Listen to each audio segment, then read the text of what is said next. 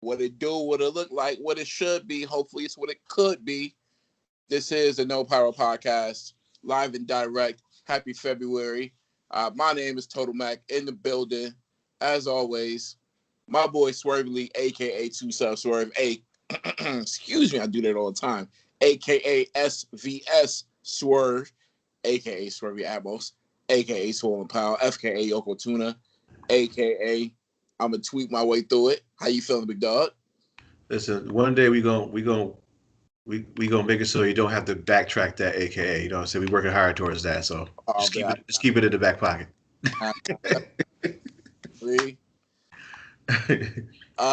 Check it out, man. Over the weekend, I want to ask you guys something, and then I'm gonna let you get to Drew. I had something I never had, and I'm 38 years old. Fried ice cream. Have you gentlemen ever had it before? How was your experience? What'd you say? I thought you was about to say something else.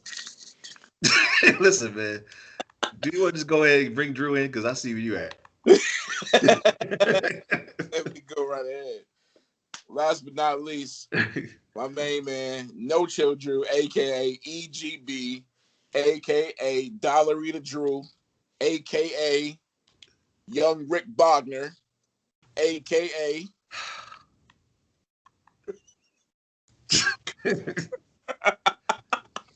Every day I have a little mental bet with a little mental note with myself of how long are we gonna go without saying this man's name, and it just gets shorter and shorter. Who, Bogner? Yeah, Bogner. Listen, I should put Bogner in the Hall of Fame. It's usually you, but now it's Mac who's just throwing him under the bus now. Listen, to be quite honest, Bogner is kind of like Picasso or Van Gogh. He's become far more popular post-mortem. R.I.P. to that man. That's all I'm gonna say. Listen, in regard to us bringing him up, we've done it longer than it took Paul Heyman to get the handcuffs off of Roman Reigns. Okay? Seriously. That's true. You know it's bad when the ref's just like, I'm gonna stop counting, okay? All right. That's how long, in case you don't know. Oh man. Drew, how are you doing today, sir? It's a day. Yeah. It's a hell of a fucking day. I hear you, man. I hear you. Speaking of hell of, it's been a hell of a Rumble, hell of a Raw, hell of a Dynamite with your awards that they gave out last week. We got a lot to get to. Hit us up on YouTube and Twitter and Facebook under our moniker, No Pyro Podcast. We are live every Tuesday. We're not live, but we record live Tuesdays, and then we put it up for you Tuesday right around 8:30, 9, depending on who's on, depending on what time. But you can catch us for new episodes on Tuesdays, SoundCloud and YouTube. Subscribe to YouTube. I guess you can see our peacocks once March comes. If you're lucky enough and you subscribe, you may be able to get a subscription from us. So be on the lookout for that. But gentlemen, fried ice cream, I think I had it once. I feel like it's an Asian dessert. Not too big on it. I don't really know the origin. I mean, I had it at a Mexican place, and it was really good. So I would suggest you try it where I got it if you don't remember. It was pretty good. That's all I'll say. I went to a chain restaurant this weekend, Carrabba's. It was good food, but I know it was frozen pasta, and they charged mom and pop prices for it, and I didn't like it. I haven't been there in a while. I didn't know they was even doing time there. Yeah, don't charge me $70, man, for some microwavable pasta. Man. I know that's what y'all doing to me. Well, that was for two though. You wasn't 70 by yourself. Could have been though. I mean, because I took some people there before. I know what those prices look like for two people. Should have stuck with my No Chill June with the Applebee's, man. Man, come on. I did not go to Applebee's. Or Friday. OG was closed early, bro. You know how they do. Dude, they all close early because don't you know COVID only comes out after 10.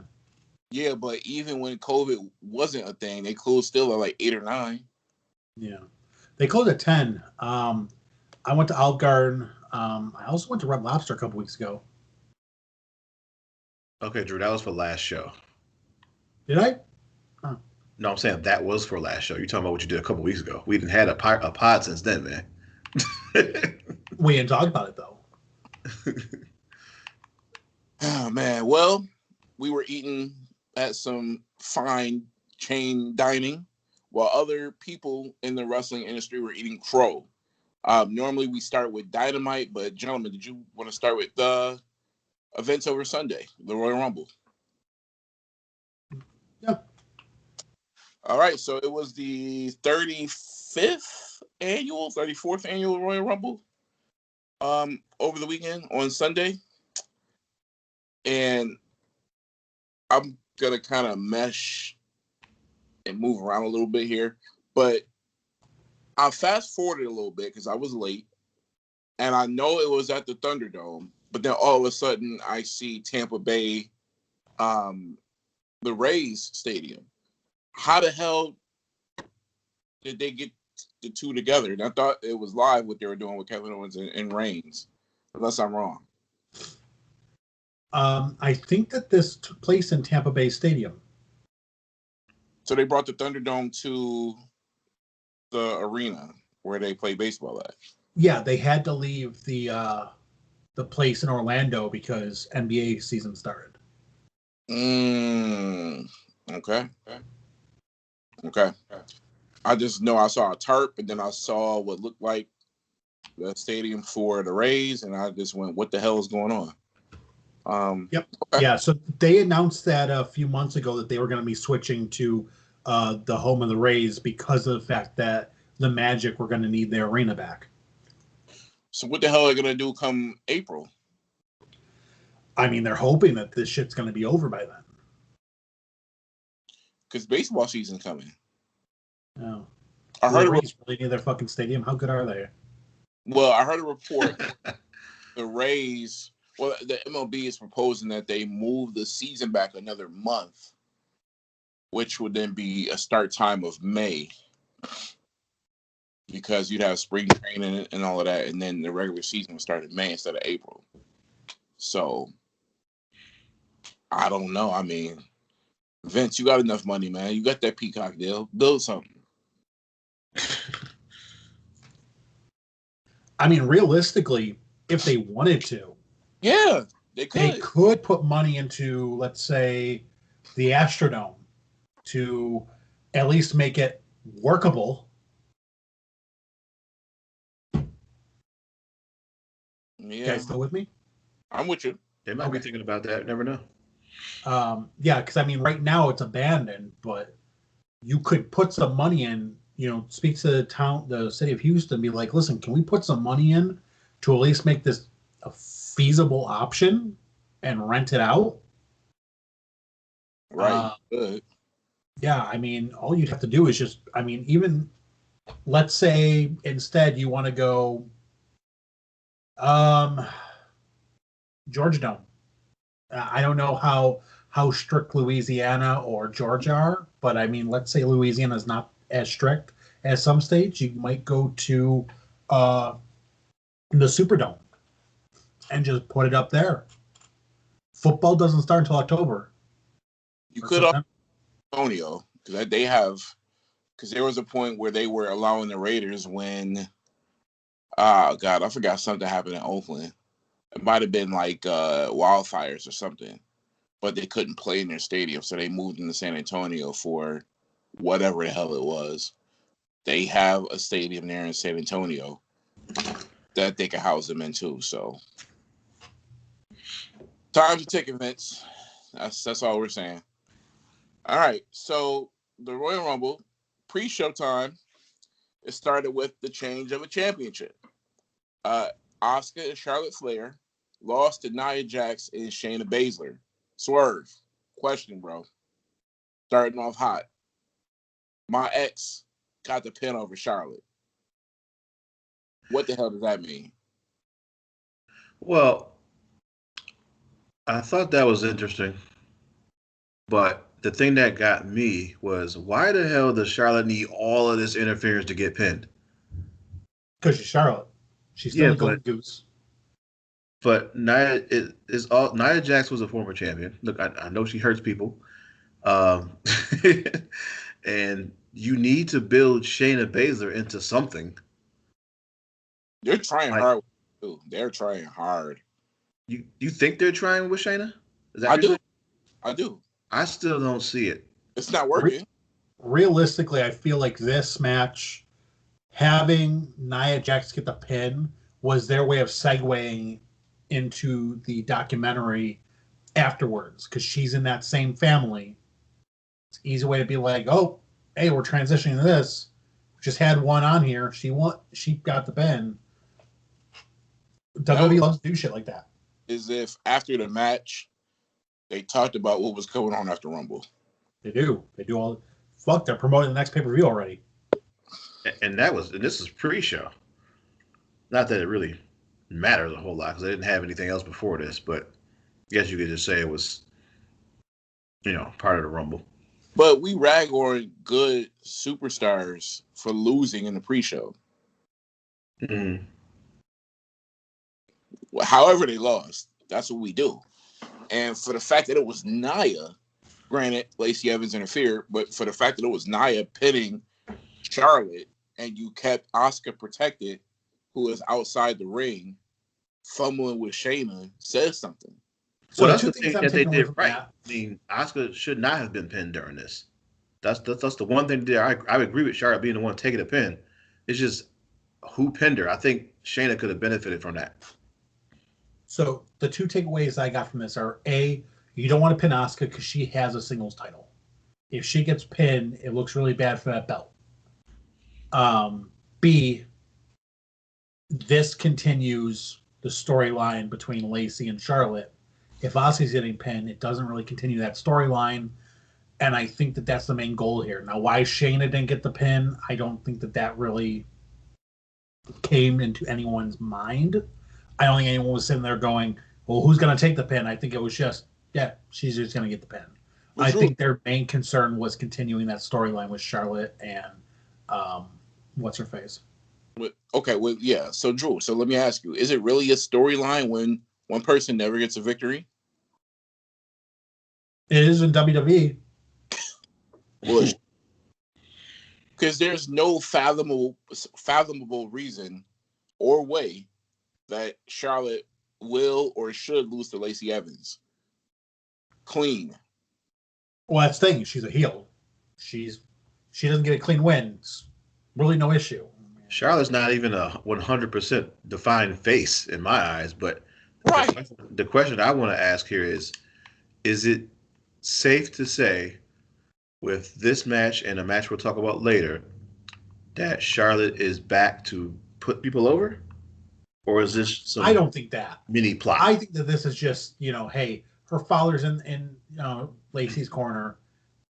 They're having a storyline. She's not here to job out to people. Okay, then what else can you do with her? Because she's had the belt 47 times. Well, I can kind of see it both ways. So, one, yes, it is a way for Rick to get on the screen, get his airtime going. Two, what I think is this is a last-ditch effort where they're throwing the chips in the middle of the table and they're betting on Lacey Evans to hold up her side of the bargain with the biggest program that she can have in the company right now, which is working with Charlotte. If she can't overproduce or produce bare minimum, I think the experiment with her is over. I think that's what this is. Well, Mac, let me just say one thing about, I know you said the biggest out of the women, but if I was to convert this to WrestleMania 18, this would be like your Stone Cold Steve Austin versus Scott Hall match. I wouldn't say it because Scott Hall was over at one point. Not during that point. No, I mean, but he was previously over. Lacey Evans has never been over. Right. Plus, Scott Hall had the Intercontinental ladder match against Shawn Michaels. That still is the defining. Okay, but when you scale it down to the women's division, they pretty much work out. Having an Intercontinental Championship versus a multi-title champion is the same versus having nothing to a multi-time women's champion by. I feel like more or less what this is them having Lacey Evans come in with a lot of hype and not really cashing in. And this is like Max said, listen, we're going to put you in here with Charlotte. This is like a last chance. We want to see results. Like, you weren't brought in here to be another face in the women's division. Like, we brought you up from NXT early because we had faith in you, and it's not panning out. So here's Ric Flair. Here's Charlotte. Right. Make it happen. Like, you have all these keys now, and I understand that, it's Ric Flair. He's 70. What's he going to do? Ric Flair has a lot of face value still attached to his name. You should be able to get attention with Rick and Charlotte. If you can't, I don't know what to tell you. Yeah. I've got two final points on this. And if you guys don't, after you address mine, we can move on. But one, this is something, her story, her character would totally work in the mid to late 90s Attitude Era. Southern Belle, brash mouth, she's got sex appeal, would totally work. Secondly, question, do you guys think it will work with Lacey Evans? What exactly is supposed to work here, I guess is my question. Getting her character. To have her leave out of this program being looked at better than when she came into it. Well, you guys, one of you just told me that you don't see her winning, so I'm going to say no. What's the whole point of this thing if she's not going to come out on top of it? She didn't come out on top the last time she feuded with Becky Lynch in any of those matches. In fact, I can't remember a feud that she's won. Swerve, you remind me of the typical internet wrestling fan who believes that any wrestler who doesn't currently have a belt is buried. No, that's not what I'm saying, Drew. I said she didn't win any of her feuds. No, she didn't have any feuds victorious under her belt.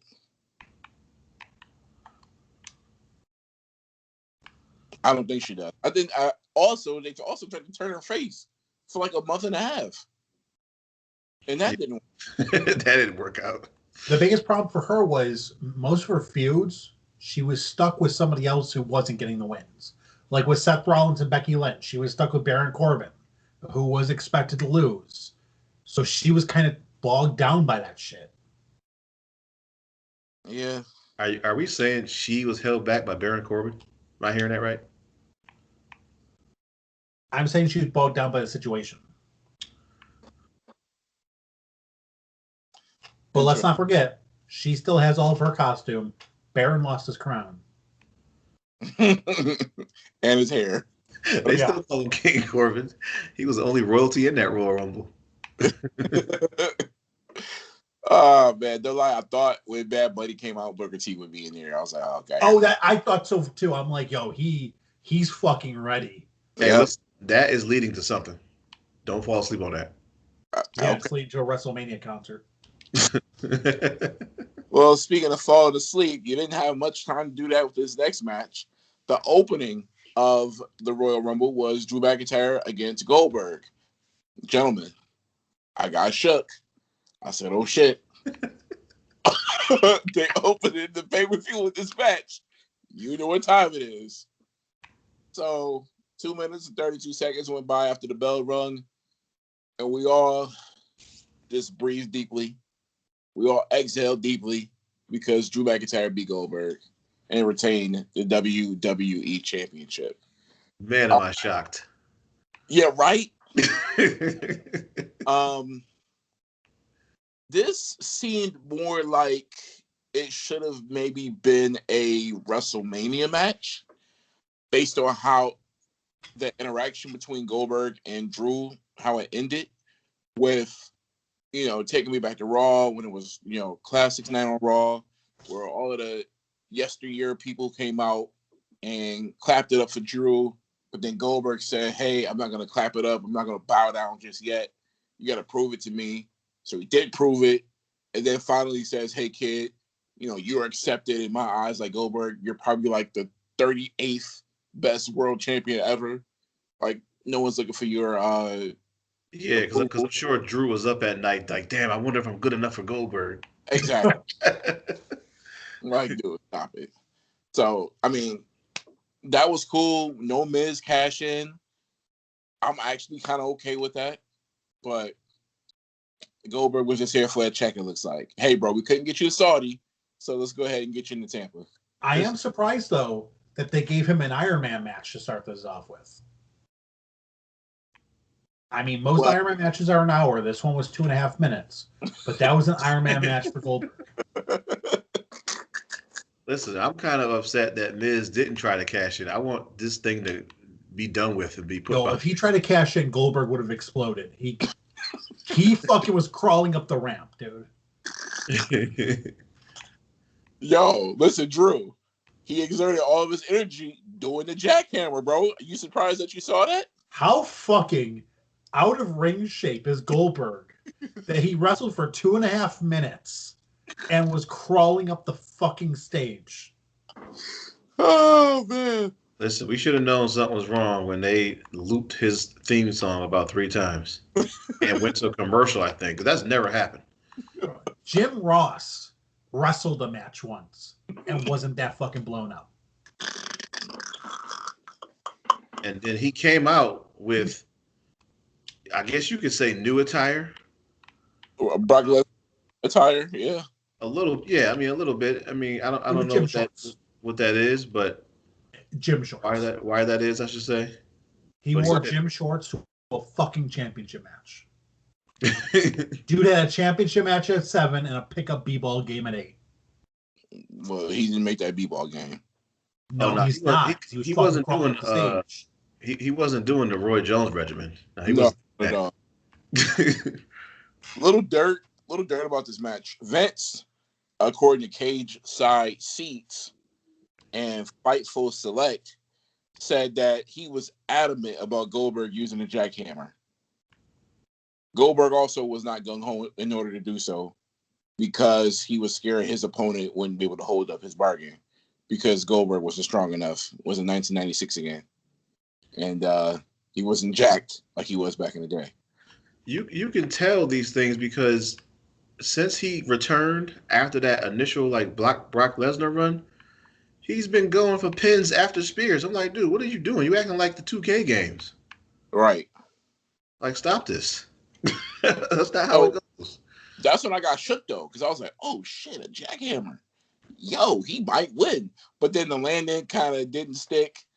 So I was like, it's not happening. Moving on. He had to be in bed, early, so I guess that's why they made him go first. Well, yeah. We got a singles match with Sasha and Carmella. 10 minutes, 25 seconds. Sasha retaining the women's championship. Any thoughts on this one? Right person won. It was not bad, not great. Agree. I don't hate seeing Carmella. Yo, the word for the day is ass. Because her silhouette was thick as fuck. Oh, man. So you've been watching them silhouette challenges, huh, Drew? Her entrance has the silhouette. Oh, okay. I thought you was on Twitter, man. They got it from her? Oh, okay. I didn't know that. Sasha Banks. New music? Where's that? Oh. That's the music she had when she came back. The new Snoop Dogg music? I didn't know that was dating back to that. I thought that was... Sasha Banks had an 8-pack too. Like them abs was extra chiseled in that day. Yeah, she's here. I need a long reign out of her. Well, they already started doing that thing that they do, where they want you to pay attention to the reign. She was at 100 and something days, but I don't think she's going at 300 though. I wouldn't. I don't know. Oh, I didn't even hear them talking about that. Yeah, it was cold slitted out there. Okay. All right, Cole, you on your job. Next match. was the women's Royal Rumble. I imagine we're going to stay here for a little bit.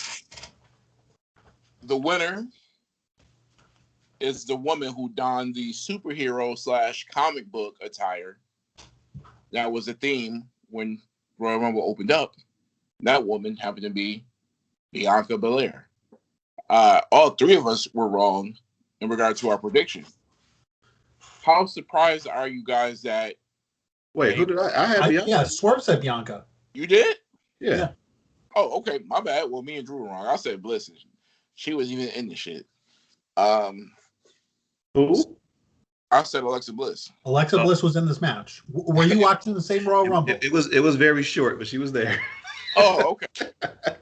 Here. Okay. Swerve. You predicted it. Now what? Well, she had a very good pro. Well, first of all, let me just say, I thought the Rumble was very well paced. Wasn't too many dull moments or things like that. And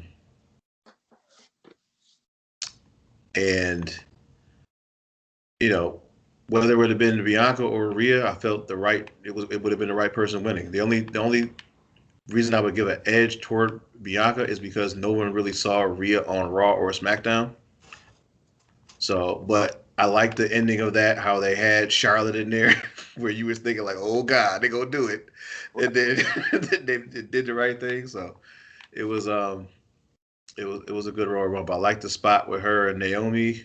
Where they was cartwheeling or something like that. Yeah, the tombstone cartwheel type deal. Yeah, I like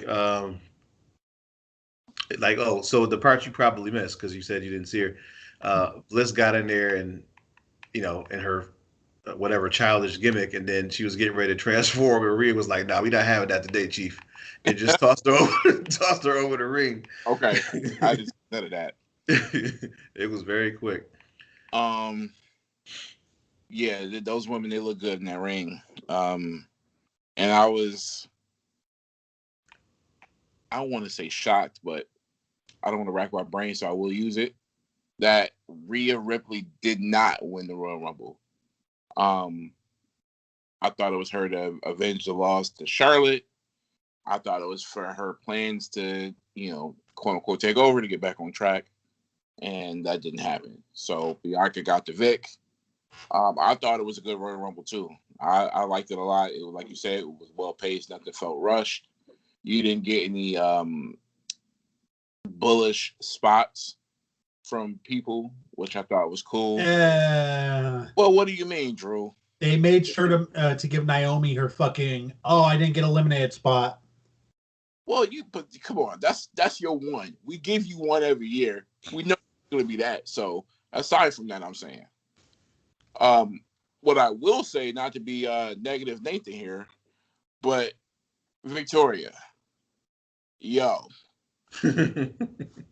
you are like when I leave high school, and 4 years later, I see you catching the 19. The night, yeah, I'm about to say catching the Broadway with a stroller.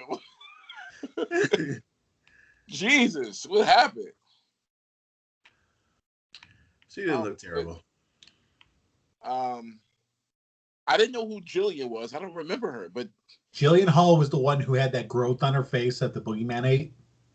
She was JBL's. Because she was singing. I was like, what the fuck is this? Yeah, and she was doing that when she was there, in her active days. She was doing that singing thing for a while, so I don't know how you missed that. Yeah, I don't know, man. That went way longer than it should have. But I appreciate it. I didn't necessarily hate it because I kind of figured they would pair her up with that other girl who's annoying. So it worked. I'm trying to think of anything else from the Rumble that I can remember to bring up that was cool. Tori Wilson looked good as fuck still. She's 50. And she can get 50. Yeah. She's 50. She's 50. She's like 40 something. Come on, man. Oh, Vince, let us know he's listening. What's up, Vince? Um, My bad. She's 45. Still, she looks great for 45. okay, I'm going to say though, Drew, 50 is 50. 45 is like, I see you. 50 is 50 though. What did you guys make of what's her face? I can't think of her name. Damn, I can't think of her name. I want to go back to the answer. Tamina's alive. That's something. Yeah, she is. I do want to say, I do think it's funny that they broke up the Iconics so that they can get Peyton Royce a singles push. And now she's stuck in another shitty tag team. And Billie Kay's the standout. Yeah, but and she was pulling her gimmick at the Rumble, and it seems like she's actually pretty fucking entertaining. Well, that's why I was saying that pairing with her and Jillian worked, because they kind of like, past meets present. Now, Swerve, at entry 28, this is what I meant to ask. What did you make of Ember Moon? Did you think she had a shot? Because she came back and hasn't been in the ring in some time. So I put her in the same category as Rhea, because we haven't seen her on those two shows. I didn't think she was going to win it. And Ember especially, because she didn't even have much of a buzz while she was on the main show. So no, I didn't think for a second that she was going to. Well, I'll tell you what. My very first thought, as I don't know if you guys ever seen Assassin's Creed Valhalla or Elder Scrolls, but she looked like one of those characters with her head shaved off like that. Yeah. I didn't think for a second she was going to win.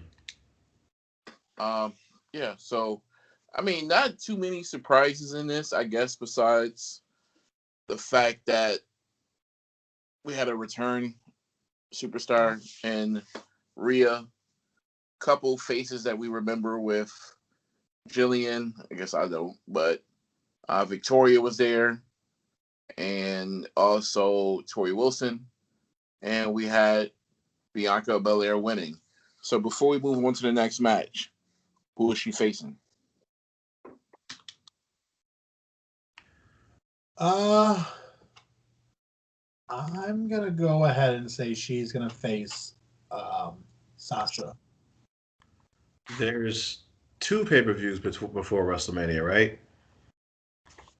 Yep. The last 3 were Charlotte, Bianca, and Rhea. Asuka was way too happy of an opponent for her to be it, but I don't think Asuka's going to make it to Mania with that belt. So I'm going to say that she faces whoever is the holder of the Asuka belt.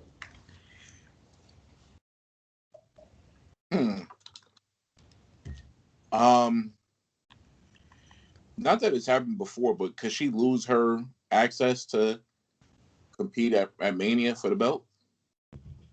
She could. I mean, it's happened before to other people. Could she lose her what? Her access. Yeah, could she lose the guaranteed match? Oh, I mean, they can do a storyline like that. I think they've done that before at like a Backlash or something like that, but I don't think they're going to do that to Bianca though. Probably just being one of those, okay, put it on the line but still win, Right. All right, well, we'll see. 2. And we don't even know if Rhea is going to be on the main roster. She could have just been participating in this like some of the other women were.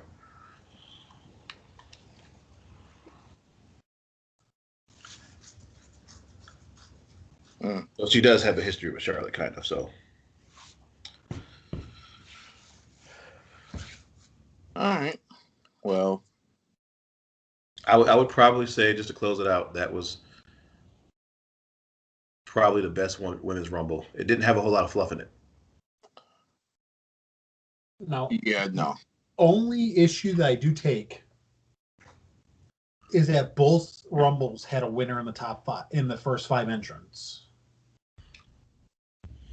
And that's just something that just like maybe mix up a little bit. You don't have to have both Rumbles have people go all the way. I don't think it's ever been like a 15 or, somebody in the teens that ever Actually, gets. I think 27 had the most wins. Yeah, 27 it's usually that, and it's either 27. It's never anybody in between, but I don't know.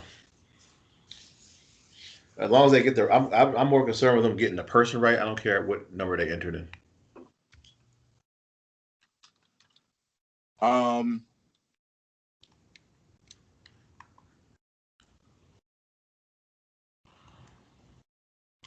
I don't know how I feel about that. I think they're getting away from. I think they're getting away from the late superstar entries winning. They too much want to talk about, oh my gosh, this person went the distance. It was a test of endurance. It seems like they want to talk about that every year. And it's like, dude, at some point, it shouldn't be a test of endurance anymore. It should be, hey, this person just got a lucky draw. Well, they only do that, I think, with the characters who have that kind of, not to use the same word, but character. Edge is like 55 years old. Like, come on. He should have actually, he's not a heel, but he should have actually swapped his position with Orton, but we're not there yet. So, yeah, we'll get there expeditiously, as my man Morgan Freeman once said. Moving on to the next match. This should get a lot of interest. The Royal Rumble happened with the women, and then we got the Kevin Owens and Roman Reigns match. Gentlemen. Where the hell do we start?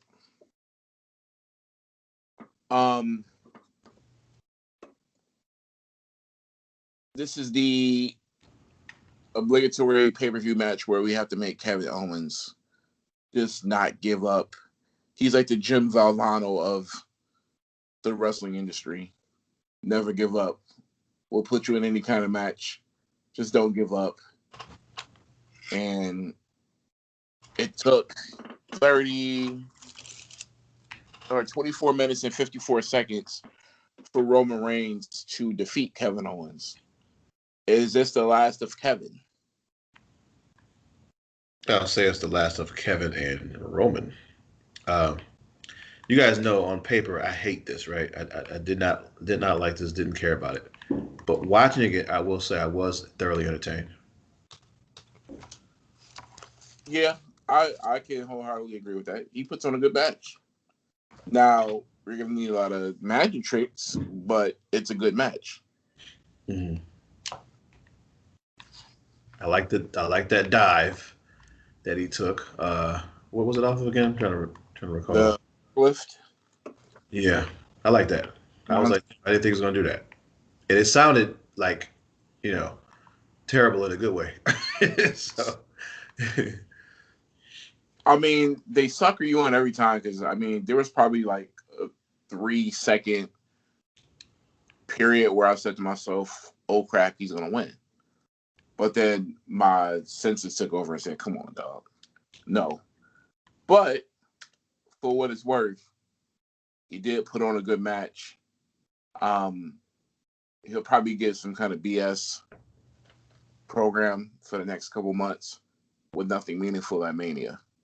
Yeah, that was the whole problem with this trilogy, and not even just the match, the whole trilogy. Like I said, on paper, I hated it, but watching it, it was entertaining. But I had to remove myself from, okay, this is Roman and this is Kevin Owens. No way in hell is Kevin Owens going to win this. And that thought never crossed my mind in any of the matches. It didn't happen 2 days ago. So that was the only problem I had for this. I never thought for a second that Kevin Owens could win this, even when Paul Heyman was fumbling with the cuffs because the ref was too close to him. So, Yo, that whole point with the handcuffs was terrible. Like, oh, at first he couldn't find the key. Then he came over, and then he was laying on his arm, and then Paul so damn old and got a little pudge on his stomach that went to his arm, so his arm started hurting. So then sat up, and Ro was like, "Yo, bro, what the hell's going on? What are you doing, man? What's taking so long?" And it got to the point where the referee legit stopped counting because he would have got the 10, and we would have had a double count out. But no, things can't end that way. And then they tried to cover it up. Yeah, Michael Cole's covering up like, well, I guess he's technically up. Oh, he's at a leveled position. It's like, what? Look, was that a spot for Jay and he just couldn't come because he was, hurt or whatever? Or Yeah. Jim? But it makes me wonder. He was not okay to be there. It makes me wonder though, where's he supposed to be, just kind of being a thorn in Kevin Owens' side throughout the whole match, or was he just supposed to have that one spot and I was like, all right, Paul's like, this is the only one I can do. I'm not super kicking anybody, you know what I mean? Like, yeah, I don't know. I mean, Paul was probably shit happy that he got involved in this, but man, it just did not go to how the plan was supposed to happen. I mean, yes, it was a blip in time, but it was a big blip. And I don't know. I don't know why you said he wasn't cleared, Drew, as far as Jey Uso. Yeah, he was injured. Okay. Yeah, I don't know, Swear. That's a good question. But needless to say, we saw the Superman punch. We saw the spear. It was a good finish. I'm not mad at it. just as a side note, Abby gave us a question here we can get to later. The Abby one. Drew, 1 to 10, rank this match. I will give it a solid. I'll give it a solid 7. The match itself wasn't terrible. You know why I asked you though? Because I know you don't like these. What's that? I asked you in particular because I know you don't like these. I thought the match itself was good. Obviously, the spot of the handcuffs was terrible. The ending I wasn't a big fan of, but the match itself I didn't mind. They took a lot of risky bumps. A lot of stuff AEW had just done, so that's why I'm just like, But yeah, altogether, I was fine with it. All right. Moving on. I tell you what, it won't be on my best or worst match of 2021. I can agree. It was a solid match. Wasn't the best match from their program in total, but again, wasn't the worst match. Moving on, last match of the night. Everyone knows what that is. It is the Royal Rumble match. We saw Edge come in at number 1. Or was it number 3? Number 1. Number 1. And we saw Edge go out as number 1. Meaning the only one left in the ring after 29 other entrants got tossed out. I didn't see this coming. No, we all dismissed this. Yeah. The reason I knew he was number 1 is because they made sure to keep on reminding us that Shawn Michaels is the first one to do it. But they also made very careful sure that they tiptoed around the fact that they're not going to mention Chris Benoit was the other guy to do it. Yep. Oh, man. Like only 2 other guys did it. Shawn Michaels. Yep. So that 2 other guys, and then they didn't mention Benoit. Yep. They said only 2 other guys have done this. Shawn Michaels being the first. Just for that instance alone, I would have loved for Benoit to be the first, just to see what they had to say. Shawn Michaels being one of them. Like I want them to paint themselves into a corner one day with that one, just one time. I mean, kudos to them for not doing it. Because I know it's. I mean, it probably isn't hard to go to the writing table and figure out how not to say it, but I mean, that's what But it is. you know you can have all that planned all you want, but in the heat of the moment, you're like, y'all remember when Ben what? You know what I'm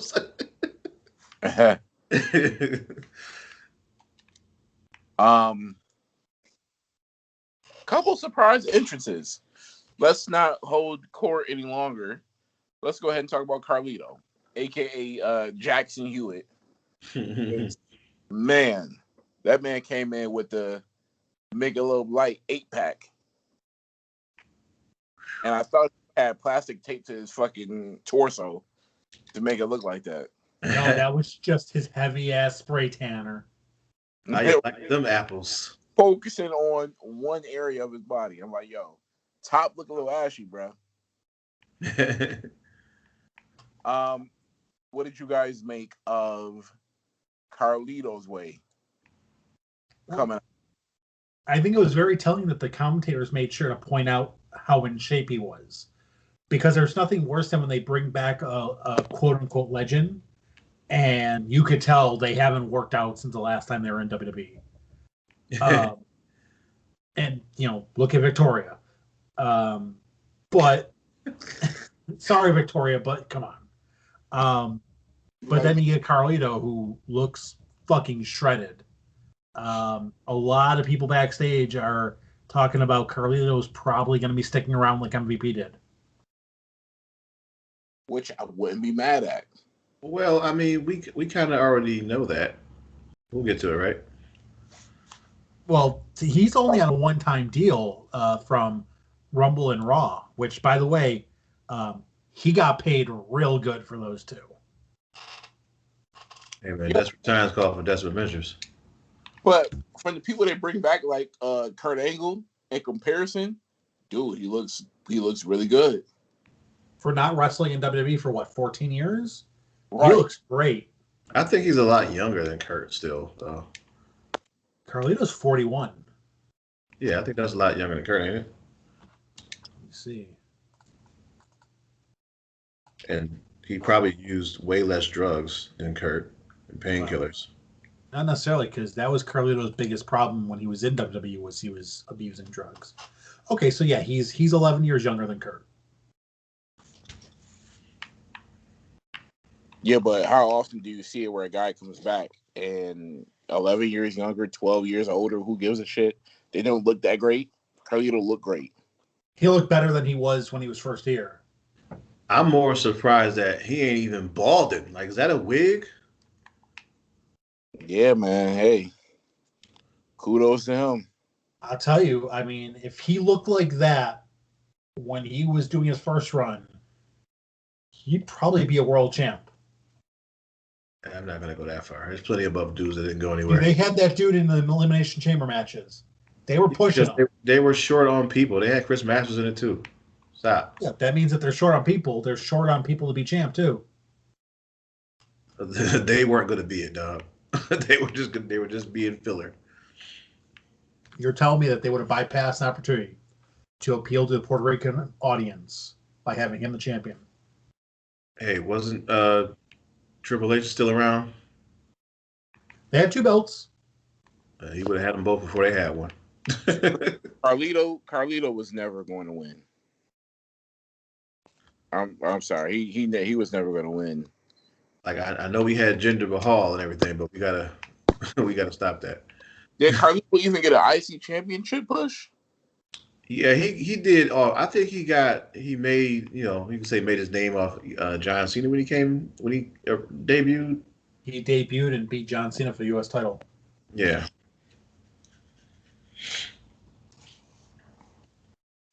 And that was before, he was Super Cena. So do we even count that? Yeah. That was on his road to being Super Cena.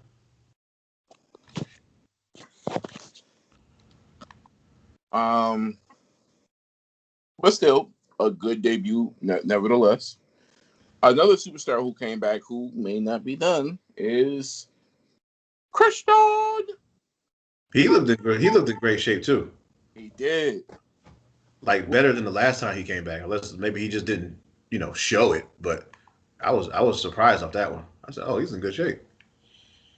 I gotta ask y'all, man, because something is just like bugging me. It's bugging the hell out of me. What do you prefer? The Impaler or the Unprettier? I gotta know. Well, Who did the Impaler again? I'm trying to recall. Christian. it's just a different name for it. Exactly. Oh, you just asked me what name do I prefer? Right. Like if you him do the move, Unprettier for Christian because that's kind of his gimmick, but for anyone else, Impaler. I'm gonna have to go with Impaler because Unprettier sounds like it would be a female character's finisher name. oh, you mean like somebody like if T-Boz wrestled or Chili? Because TLC had a song called Unpretty. I think he got that from them. Yeah. I think too, because that song came out in '99. Was still with the Brood. It came out on fan mail.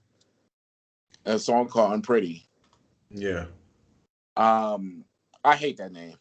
I hate that name. So when he did it and they said it, I was like, yo, please, can we go back to the Impaler? Please. Because the move just sounds like, yo, bro, your gimmick died. The move name should have died with it. I was also kind of let down that we didn't get an Edge and Christian camera moment in the Rumble because we hadn't seen them in the ring in what, a decade and maybe a couple years after. Yeah, I mean, they didn't have the glasses though, so you really couldn't do the flash photography. Yeah. And if nobody take a picture in the audience. What I will say though, that is not going to be the last time you see them two in the ring together. I will guarantee that. Why would you see them two in the ring together? I guess help me out there. Well, we'll get to this later, but let's say Edge takes on Superstar A to main event WrestleMania. Mm-hmm. Well, we know there's going to be a month-long, a 2-month-long, and a 6-week-long program. At some point, you have to mix in a tag team match. Okay. Christian hopped on Twitter and said the customary, hey, guys, thanks for the opportunity. It was cool to be back in there for one night, or maybe you'll see me after last night. So I think you're going to have Superstar A find somebody in the back that he's either already teamed up with or he's going to befriend to take on Edge and Christian during this WrestleMania run. Whenever that is going to happen, I think it's a solid to happen. That's why I'm saying that. Who the hell is going to team with Superstar A after all the dirt he did? Well, I was to say, to team up with him. He was not at the Royal Rumble. We mentioned his name already. So look for that to come very soon. And I don't know. I think this is a good time. Even though, if you saw our Twitter, No Power Podcast, we said, hey, here we go. A chance to make a young up-and-comer be the face of your program for, 3-4 months. Great opportunity to do it. Products asking, products waiting. Nope, but we're going to bring back another old guy. I think that was Drew who tweeted that. Yep. Good to see them push another young guy. So you hate that Edge is back? I don't hate the Edge is back, but at the same time, I feel like, we just lambasted AEW for bringing back Sting. They bring back Edge, who's already shown that he's fragile as fuck. He lasted 2 months before he got injured on his last comeback. And his first match back, we put him in the main event of WrestleMania. But Drew, come on now. You can't be serious. I am. Sting and Edge are on two different playing fields. Sting cannot compete the way Edge can. How can Edge compete?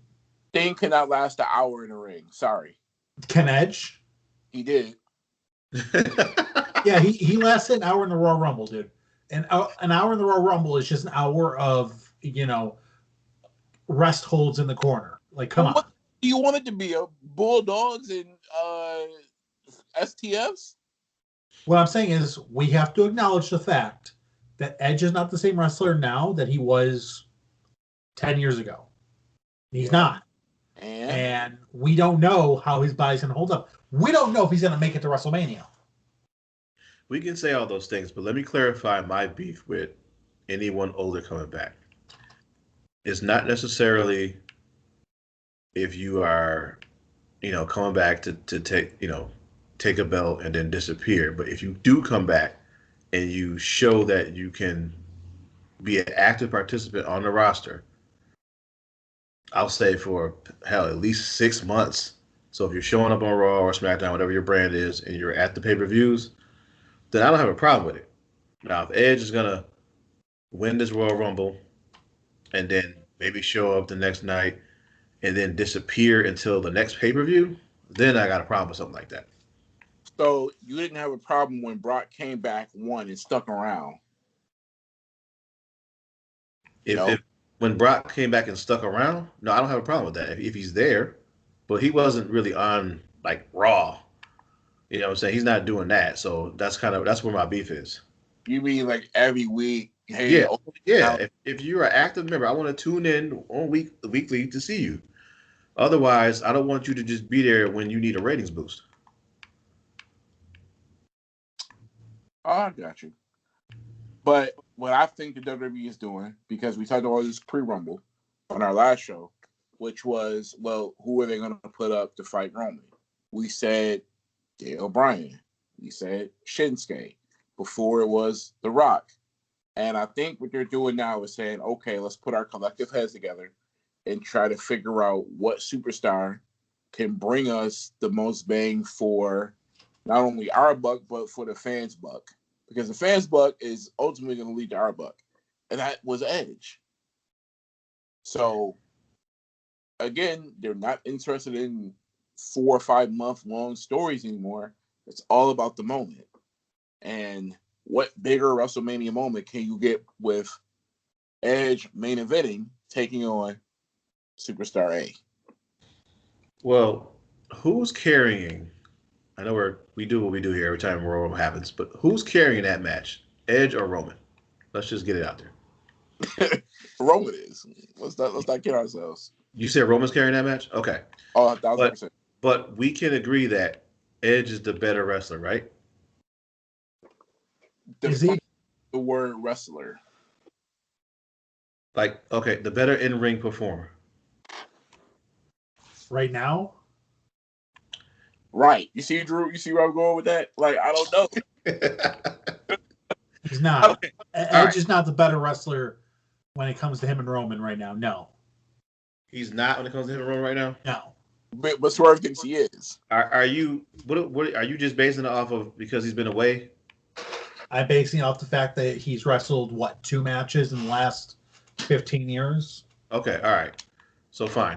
But if it wasn't the case... Fact, the last match that we did see him wrestle fully in was at WrestleMania, which was garbage. We all agree it was garbage. It was. That wasn't his fault, but yeah. So if was it not his fault?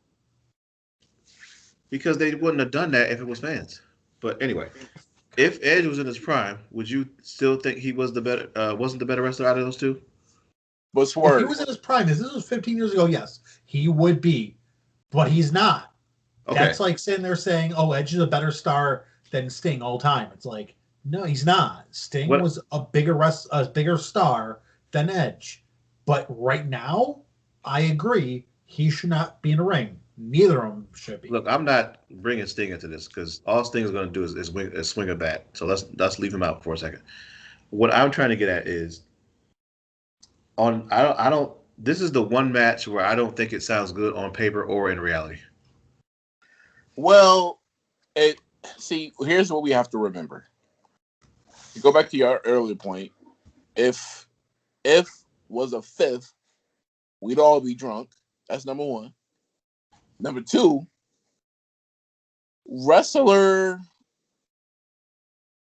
people, wrestling fans who can't separate things have a big problem with this. And this being separating reality from folklore. And yes, it's folklore we've seen before, but you have to keep in mind this isn't '04 Edge. This isn't '06, '08 Edge. This is not him at all. This is somebody who is 10 years later from being told you can't ever wrestle again. And 2 matches happened after that. This is a different wrestler. Yes, you can go in the video game and, hey, Edge is the DLC for the month and play with him just like it was 2001 Edge. But it's not going to be the same Edge in real life. Okay, And so we make fun of the WrestleMania match, right? But what about the other one? And skip what the name was billed, what it was billed for. What did you think about the match itself? The greatest wrestling match ever. Orton and Edge. Yeah, the greatest wrestling match ever. What did you think about that? It was 4 out of 10. Underwhelmed. The first match was better. The last man standing match was better? And that one wasn't too good either. Yeah. That one was trash too. All right. They're both garbage. You're not going to tell me that was all Randy Orton's fault and that Edge is a better wrestler. The fuck out of here. Edge has lost a step. I'm not saying he didn't lose any steps. I'm just saying skill wise, he's better than Roman. But no, okay. Now we get into it. I want to ask you, why do you feel it's not okay for Roman to carry the match? Because that's the real question. I'm not saying that it's not okay for him to carry it. I'm just saying, Edge has more experience in this, and he's the one who can come up hurt. But usually it's the heel who carries and calls the match. And so in that case, Roman would be the guy to do so. I can't see Edge carrying this match. Pacing-wise, talent-wise, experience-wise of being experienced in the ring in the last 15 years, Roman has all that. Wrestling business changes. The same as changed with match pacing as it did last time Edge was in a ring. The last time that he was in a ring as a full-time wrestler, the guy who he faced is now potentially seeing life in prison. So a lot has changed. Yo, I gotta ask y'all a question. And this kind of is on the lines of rankings. Not you personally, but is it fathomable for somebody who's actually maybe in the gorilla position or somebody who's been around the business for 15, 20 plus years? Do you think it's plausible to say that Roman Reigns is a better wrestler than Edge? Right now, yeah. Career-wise, total. I'm talking about... I don't know about that. It depends on what age group you ask. But that's what I'm saying. Do you think somebody like a revered person in the back would say, yeah, Roman could give Edge a run for his money as far as being the better overall wrestler? Career versus career. You mean like somebody who works back, like Finley or whoever? Right. I like that. No, I don't think somebody would say. I don't think they would say that. I'll tell you this much. What have you guys seen to make you think that? Look, I love Roman's new character and all that, but he's not. He's still just Superman punches and spears. Listen, I'm not thinking that, but I'm not gonna lie to you. That conversation is probably gonna be coming up pretty damn soon.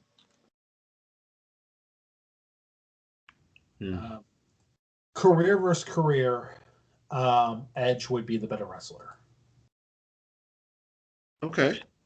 But right now, in 2021 in their WrestleMania match, Roman's the better wrestler. I don't care how many times you hit that Bowflex to get your 8-pack on. At the end of the day, that don't mean shit when you've been out of the ring for 15 years. And Drew, you got to stop comparing Edge against Sting. Sting cannot give us a Yo, wrestling. listen, he compares everybody against. Sting is not going to give us a wrestling match. I mean, you gave all this fucking talk about, oh my gosh, I can't believe they brought back a legend. Why would they do this? And now Edge is here, and you're fucking jerking yourself over it. You know what though? Here's why I'm not as pissed as you are. Only because I knew Edge was coming back. I just didn't know what he was coming back to do. What he signed a 3-year contract when he came back to fight Orton. He got fucked up, couldn't fight Orton anymore, so he got put on the shelf. Orton and Fiend actually got some good traction, so it's like, do you kill that? And if you kill it, when do you do it? Oh crap, we don't have enough time to kill it for Orton and Edge to battle anymore. So we're gonna have the match on Raw to end everything, and we're gonna somehow involve the Fiend's bullshit with it. So now we're gonna have Edge take on this other guy because we need a pay-per-view that during a pandemic probably ain't gonna be that damn good. So let's try to put everything we can on the table to make it the best we can. And that's just where we are. I honestly think they were looking for a way to get out of that, but I think if there was a crowd, Daniel Bryan would have not been eliminated. Yep. And I'll leave it at that. Yep. So, fun fact is, I guess it came down to like pretty much the 11th hour of them deciding who was going to win. So Daniel Bryan was still up for discussion deep into conversation on Sunday. But then they made the decision later on, okay, we are going to go finally with Edge. Drew, do you think it was the crowd that played a part in that? I mean, they don't really care about the crowd's reaction to it usually. I don't think that played a decision. I think A, it came down to the 11th hour, and B, the fact that Vince wasn't there to change his mind as much also played a fact into it. They didn't have a crowd to worry about impacting their decision, but they would have learned from the last time they'd done it. So if it was there, I think it would have went the other way. I mean, the last time they did it was, 2014, when they had Ray come in at number 30 and everyone booed the fuck out of him. And since then, they've had a disqualification and Hell in a Cell. So, I mean, you tell me if they give a fuck about fan reaction. So hold on, Swerve. I want to make sure I hear you clearly. You're saying fan reaction at the Rumble or fan reaction at Mania? No, fan reaction at the Rumble. Okay. Daniel Bryan would have not been eliminated if we had fans there. He would have been the chosen one to win. Okay. All right.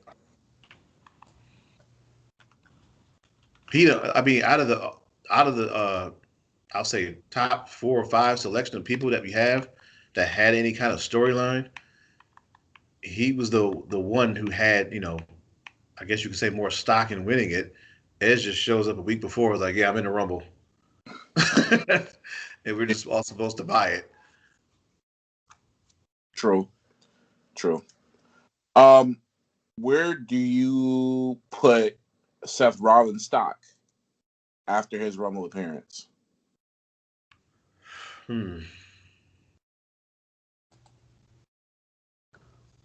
Because there was a point where I was watching, I was like, yo, I could legit see any one of these wrestlers winning the Rumble. I never really gave a thought to Seth winning it. Who did he curb stomp again? It was Riddle. So here's last from 22 and on. It was Lashley at 22, Helms 23, Wolf, Christian 24. Yeah, we gotta talk about that though. How's he allowed to do that? We do. We got a lot to talk about. It was just somebody else who came in after Daniel Bryan, like literally the entrant after Daniel Bryan who came in. We got to talk about AJ Styles, Mysterio, Sheamus at 27, Dark Horse, Cesaro. You never know what the hell they're gonna do with him. Seth at 29, and then it was Braun at 30. So The last people in the ring were Bryan, Styles, Seth, Braun, Sheamus, and then Edge. Those are your final five. And I'm saying 4 out of that 5, because I'm taking Strowman out, could win the Royal Rumble. I think Edge got Strowman all by himself, which is a joke. Oh boy. See, you're reacting like how Bills fans do when one of their players loses or one of their teams loses, because Strowman's your boy. So you know. He don't gotta be my boy in order for that to be a joke. But go ahead, continue. Listen, man, Strowman's your boy, man. I thought you got off that train. I'm not on the train. I'm just saying it's still a joke for somebody like Edge to eliminate Strowman the way he did. Oh, okay. I see you now. Okay. Tell me you don't think that Strowman was just a big disappointment in the entire Royal Rumble, because he definitely was. Well, they brought him back on Friday. He wasn't even a factor. Right. He's there because he's big. He's the guy who gets picked at parks. His cousin dragged him to the park, and he's 11 years old, but he's 6'1". Hey, man, we're picking you. And he has never touched a basketball a day in his life, so he sucks. That's who Braun Strowman is. He's just big, and that's just it. He's supposed to come out at 15 and clean house, but he came out toward the end and still didn't make any damage. It's crazy. Oh, like he was 6'4" and 220 and didn't do anything. He should have came out at like 15 so that they could have had everyone throw him out, so he looked more like overpowering. You know what I'm saying? That's what we thought we would do with him, but no, he just kind of what they did with Lashley. Andrade or somebody. He wasn't even there. Well, they kind of also did that with entrant number 18. Anyone want to guess who that was? Jeff Hardy. Nope. That was. I was looking at the women's. Kane. But from the looks of it, that's gotta be Kane. Bro showed up in full gear like he should have showed up to that insurrection. Let me just tell you. Kane showed up, and I don't know if it really was Kane or if that was Victoria. Don't let me stop. Oh my God. Can you imagine you run a business in Tennessee, you haven't been open in months, you had to lay off all your employees,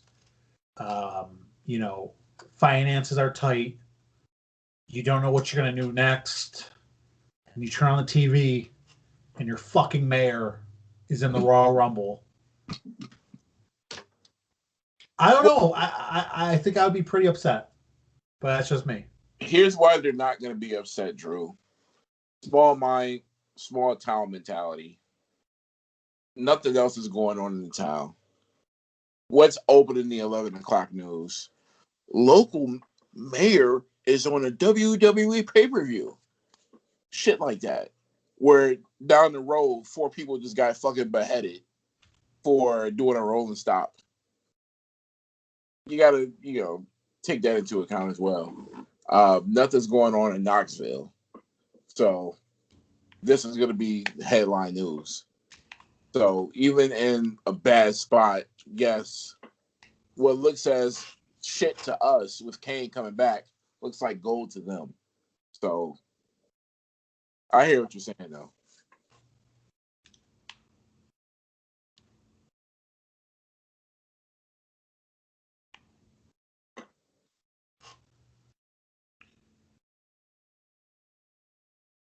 The other thought I had on this was if I hit a hurricane. Yes. Let's talk about this fucking guy. So Hypocrite Helms, a guy who loves to be on Twitter, spouting off about his hate for everything, Republican and shit, has absolutely no problem taking a paycheck from a known Trump supporter to pay for his least tracer so that he can continue getting to and from the car wash to work every day. This motherfucker. Easy Low Auto Sales whip? Yeah. This guy comes into the ring, pretends to try and chokeslam somebody and thrown out. And then he's on Twitter like, oh, people were asking me about my superhero costume backstage, and oh, so good to be back. And it's like, yo, I guarantee nobody fucking talked to this guy. I guarantee half the people are like, this fucker's back. Because one of his best friends isn't there. That's Matt Hardy. He's in AEW. So he has literally one person to actually talk to, and that's Jeff Hardy. I guarantee nobody was like, oh my gosh, it's the fucking Hurricane. He wasn't talking to Tori? The fuck they gonna talk about? Didn't they have something back in the day? No, it was Kidman. Oh, yeah. Well, I get Hurricane Helms and Kidman confused because we all know Gregory wanted to be Billy. Shorts and tank top to prove it.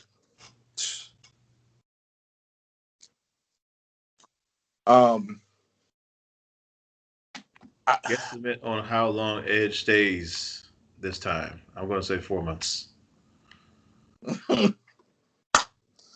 4 months would be June. Damn. And 4 months is not a long time. Nope. I say he gets injured at WrestleMania. Why would you say that, Drew? Because it's Edge. My guess is... So that's 2 months for you, Drew? Yep. My guess is he will be here until WrestleMania signs off of the Peacock Network. Because that will be his I'm retired match. So you're also saying 2 months. He will get he'll get taken on the back like Old Yeller. And fans will be there. So he'll get the send-off that all of the guys get when they compete for the quote-unquote last time in the ring. He never got that. So I think this is it. So that means, so with that information in hand, we're going to have one more Undertaker retirement. Fans going to be there. So you think Taker is going to be involved in WrestleMania? I'm just saying, fans are going to be there. We're going to have one more Undertaker retirement. I don't know about wrestling. Will John Cena be there? Yeah, Cena's supposed to be there. Cena's locked to be. I was hearing that he wasn't supposed to be there because of filming was going on until June or something like that. Whatever he's filming. I heard he was the lock. Now, doing what? I have no idea. If he's supposed to be there. I was about to ask something. I forgot now. Oh, well, not ask. But I was going to say something. I don't know what this means for WrestleMania, but the Super Bowl is being played Sunday in Tampa Bay. The big game. I guess I can't say Super Bowl. I don't want to get sued. Sorry. The big game is going to be in Tampa on Sunday. 25,000 fans. Keep that in mind. It's only February. Number could grow.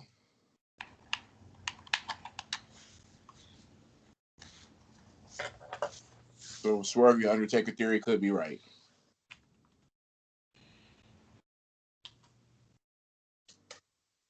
I think that, the number will grow, especially with vaccines going out, the weather getting warmer, and plus the fact that the governor in our state has already shown that this isn't really about science, but, politics, how we went from an orange fucking zone to no zone in a fucking day.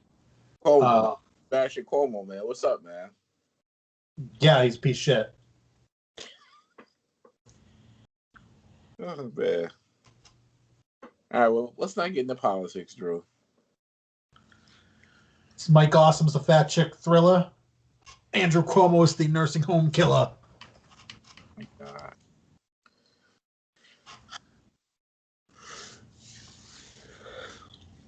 That was Royal Rumble.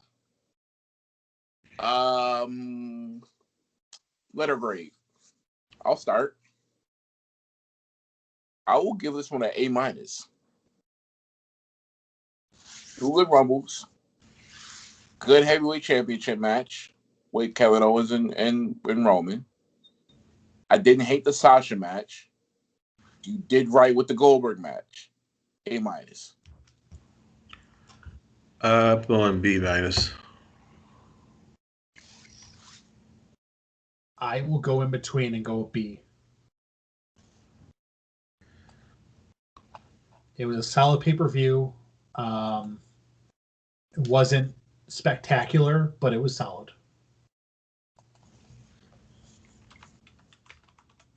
Yeah. All right. So now Royal Rumble is done. Drew, we got some AEW to get to. Spark it all, dog. AEW. Pull it up right now.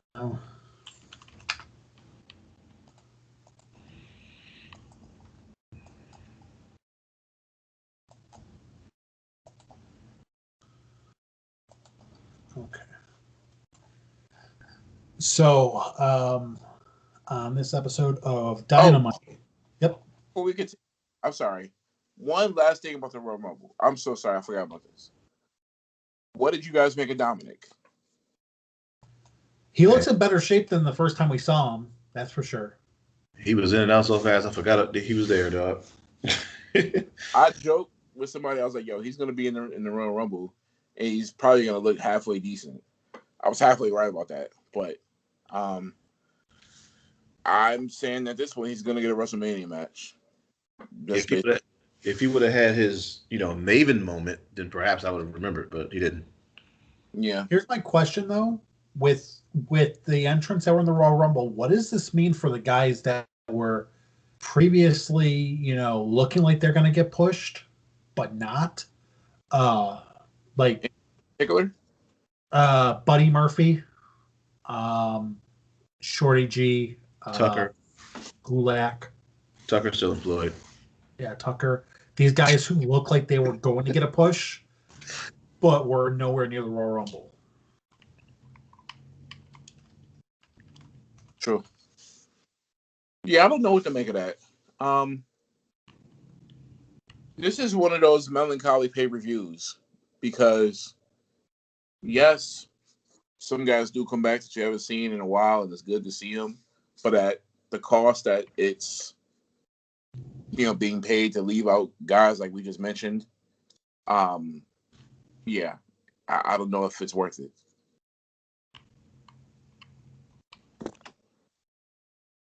I guess their viewpoint is if you're not winning this shit, then who gives a damn? Yeah.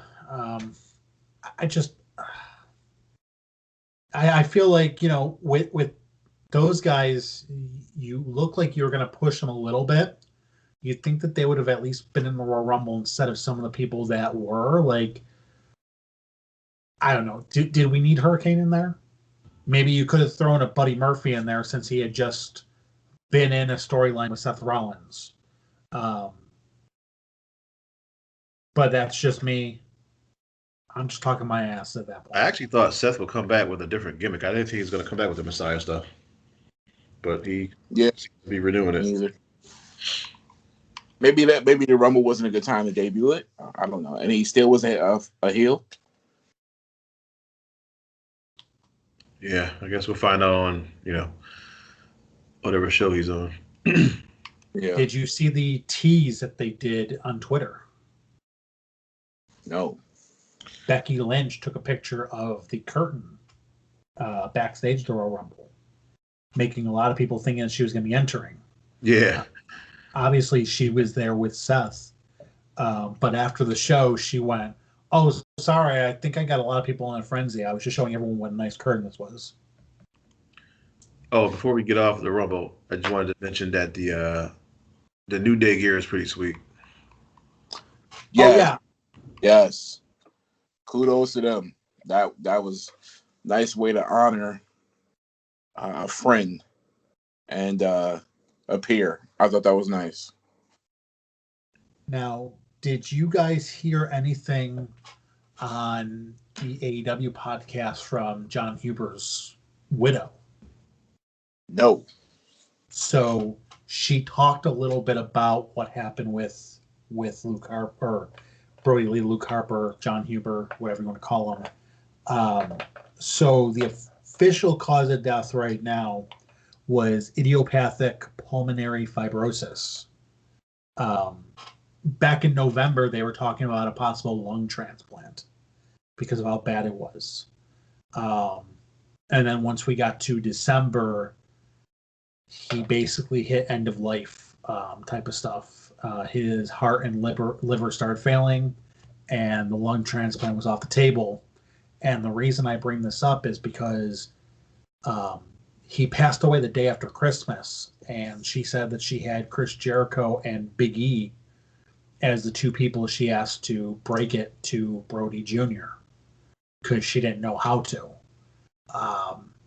So that's how close he was with Big E, and that's why that ring gear was so sentimental. Is he was that close that she had asked him to help break it to their son that he passed away. Damn, that's a hell of a task. Yeah, I don't know how he could have did it, man, but kudos to him because, man, his shoulders are very broad, and you need those type of shoulders to carry that type of weight because, man, that's a huge responsibility.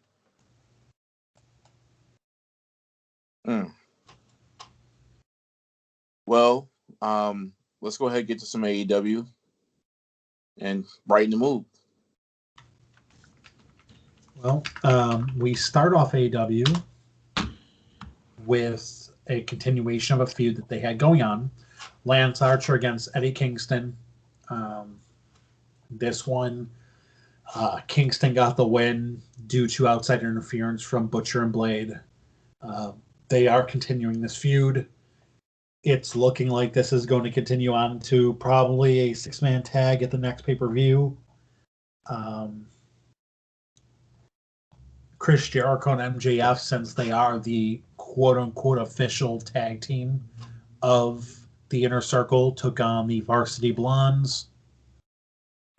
Not a great match.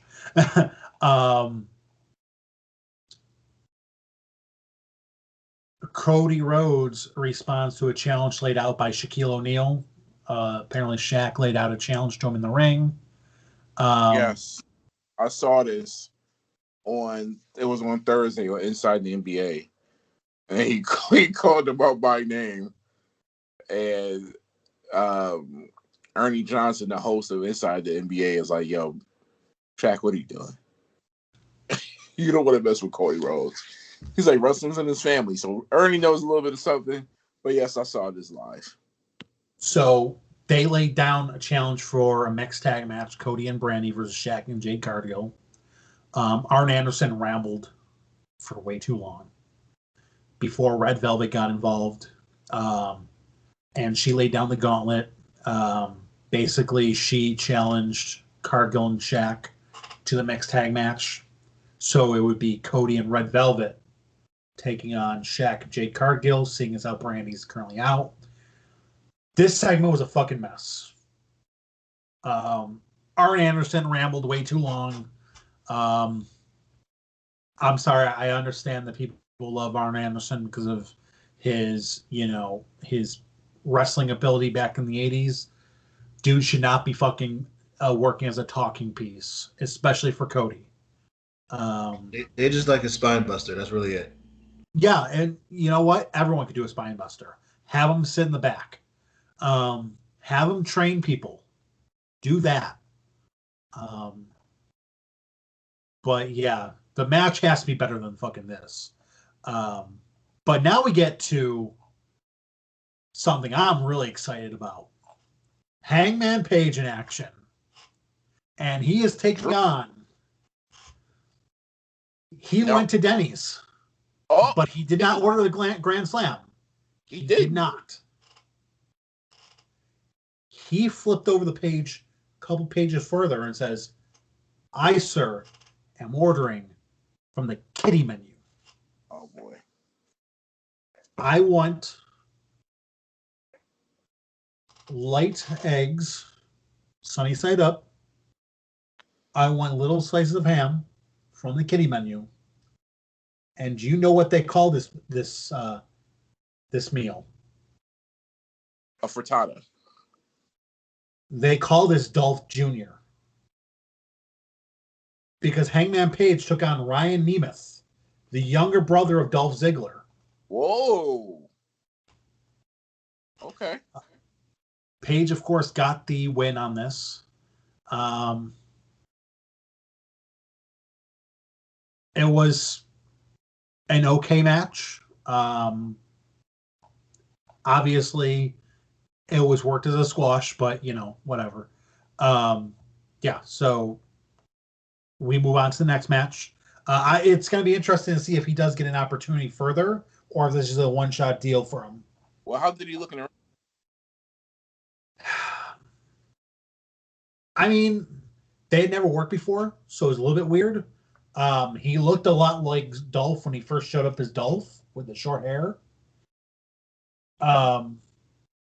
He looked decent, but I mean, he didn't look special. Let's put it that way.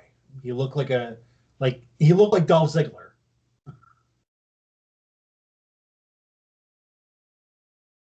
And you know how I feel about Dolph Ziggler matches. I think you and I feel the same way about Dolph Ziggler matches. So now we have a singles match by two guys who probably shouldn't be wrestling single matches. Jungle Boy taking on Dax Harwood. I thought I was going to hate this match. I didn't. I actually liked it.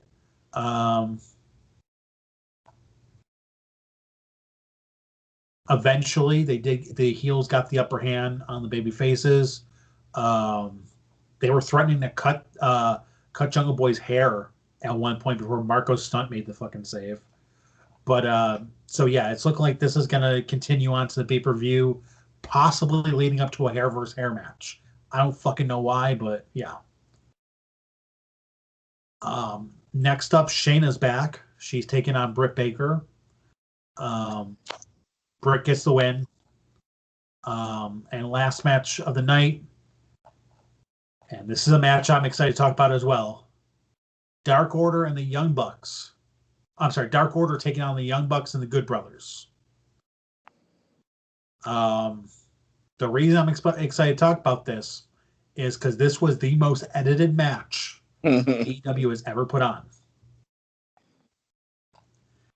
And the reason for that, the reason that they've had to edit this match so much is because Gallows and Anderson could not stop themselves from making jerk-off motions and weed references throughout the match that they had to cut out because of TNT. I have a feeling that if anything is going to shut down the AEW Impact relationship, it's going to be Gallows and Anderson. I understand they're excited to do this whole Bullet Club thing, but that's not a good look when you have to edit your fucking show and the network gets pissed off. Who do they think they are? Jake the Snake? What's that? Who do they think they are? Jake the Snake? Exactly. You got two guys going out there who don't work for your company, making your company look bad. It's not a good look at all. But the Young Bucks and the Good Brothers get the win over the Dark Order. So if you happen to go back and watch this match and wonder, man, this thing kind of feels like edited. It is. It is. They're acting like times, but they're not. But that was Dynamite in a nutshell. Drew, answer me this. Maybe I'm wrong in saying this, but why does AEW feel folksy sometimes? What's that? So why does AEW feel folksy sometimes? Almost like the ghost of Eric Bischoff and or Vince Russo was at the control board. I just think that they want to be like that era of wrestling. they want to kind of be more like what WCW was to WWE, a competitor, but at the same time, they accidentally end up just being too much. Organized chaos. Yeah, basically. But yeah, no, I do agree that they do sometimes pull out the WCW card a little bit too much. Hopefully that they don't do that too much in the future. Hopefully they don't lean on, celebrity guests every fucking week and old timers. Luckily, we avoided too much of Sting this week. But we are going to see him in the ring. He probably wasn't there because they probably said to themselves, "Oh shit, we are booked with Sting for the past few shows. Let's maybe scale it back a little bit." I don't know. I think that they're too oblivious to that. And you shouldn't have to say that. But, I mean, it is what it is, I guess. Their next pay-per-view is when? Let me see. Well, I feel like we have a pay-per-view coming up. Maybe, I don't think they'll ever do a pay-per-view in April with WWE. So I'm going to say maybe March. I think it's actually February. Oh, we got a pay-per-view this month. Okay. Let me check. Because I know that they have a super card that's going to be on Dynamite. But it's actually Revolution is the next pay-per-view. It's going to be February 27th.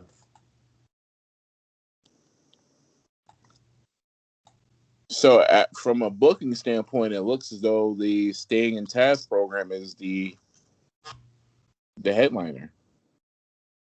No, they would definitely have something with Kenny being the headliner. Well, what have they done with Kenny the past? They've had him and John Moxley still going at it. So I'm assuming they would either do something as far as a multi-man tag match involving them or a rematch. See, yeah, I like, but I dislike the fact that the pay-per-views are spread out so much. Because it shouldn't take this long for a rematch. So they're going with. So I like the fact that they are spread out because then they can do stuff on Dynamite too. And I mean, he can get his rematch on Dynamite too. I like that it's spread out that way. You can kind of develop your storylines longer. But I agree. Sometimes it doesn't work out. Well, I hope it does. Nothing wrong with a little competition. Before we move back into WWE, possibly some dirt, I'll ask you both: are they closer to AEW? I'm asking this about. Are they closer to Raw and SmackDown on the product, or are they more closer to AEW? I'm sorry, to NXT. Meaning, I know they started off as competition for NXT, and it was said that, hey, at some point we're going to be battling with Raw and SmackDown, the main shows. Do you think that they're there? I think that they're still on the level of NXT right now. Their biggest problem is they'll have a great show and then not follow up the next week with another great show. They'll get a great show and then rest on their laurels. They can't do that.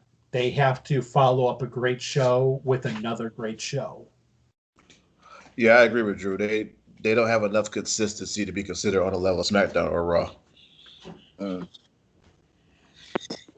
Now, granted, if they can get their Star booking Power down to a point where they can get consistency, then they can get something going.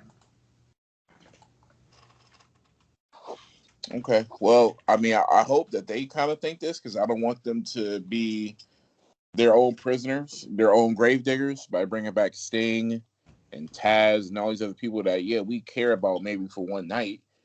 but not for 4, 5, 6 weeks. Honestly, I thought it was a better time when MJF was flipping off kids. I think once they do get a crowd, like I know that they have a crowd there, but when they actually start traveling again and stuff, they might be able to actually do more. Problem is that they're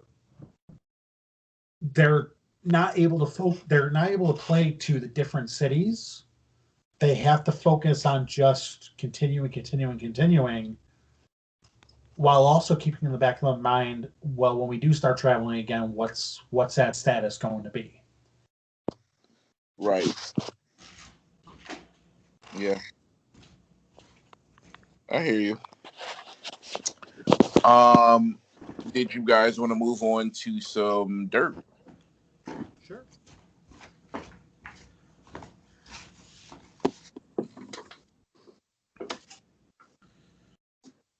Ready when you guys are. Well, let's get dirty. Damn, son, where'd you find this? Drew, All right. Did you want me to start? I'll spark it. All right. Carlito. We know him. Came in with the apple. Got the apple knocked away by Shinsuke. Didn't like that. Thought we would get a bite out of it, but whatever. Well, people were wondering if he's going to be back for long term or not. We'll get to what he did on Raw. But the plan, according to PW Insider, is Carlito is expected to stick around for the show after Rumble, which is Raw, and then get a tryout as a producer. Can he please manage Andrade and them boys? So here's something that's interesting about that report. So MVP is currently under contract as a producer as well. That's what he was signed on to do. And he eventually took on a much larger role as a wrestler, manager, everything. He's actually in the process of renegotiating his contract because of that. I think WWE, what they're going to do is wait to see the restructuring of MVP's contract to see how they should sign Carlito. Because I honestly think that they would want to use Carlito in a similar fashion to MVP. I agree with that, bro. Wholeheartedly. That's exactly what they should do. What you got? Well, I mentioned that Vince was not at Royal Rumble this past weekend. The reasoning why is his brother Rod actually passed away, unfortunately. It was a brother that he actually didn't know until later in life when he was in his 50s. He met Rod. And they actually became very close. But yeah, he had passed away. No real indication of what the cause was. But this was one of the few pay-per-views Vince actually missed. We all know he loves his Royal Rumble. Yeah.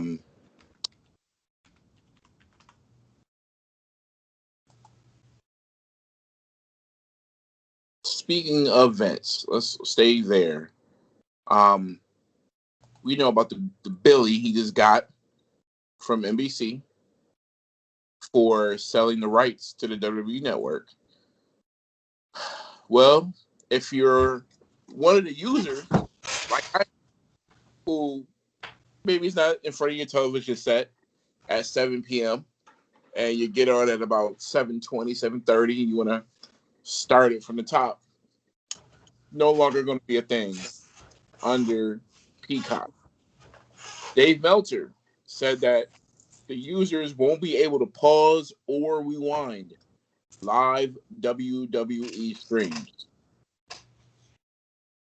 The feature could be added, but according to him, when the inception of this change happens, you're watching it and you're not going to be able to do anything with the fast forwarding, pausing, or rewinding of a program.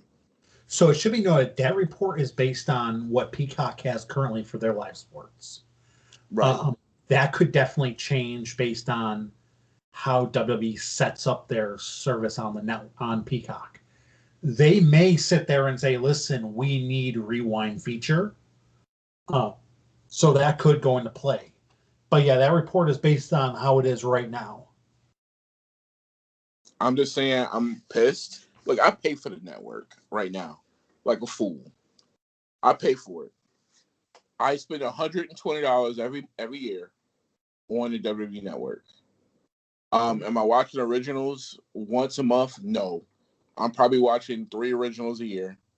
I'm probably watching 7 pay-per-views throughout the entire year. It's nice to have in my back pocket to reminisce, which is cool, so I won't be affected with older shows. But when I want to watch a Rumble, Survivor, Money in the Bank, WrestleMania Live, and if I miss something that happened at 7:15, I punch in at 7:43 and I can't see it, and it stays this way, I'm going to be kind of pissed. Not going to lie. So, yeah, I honestly, I personally can't imagine that that's going to stay. But who knows? But going back to the Royal Rumble, 2 people who were not at the Rumble were Keith Lee and his lady. I'm not sure if it's girlfriend or wife, Mia Yim, who's the female in Retribution.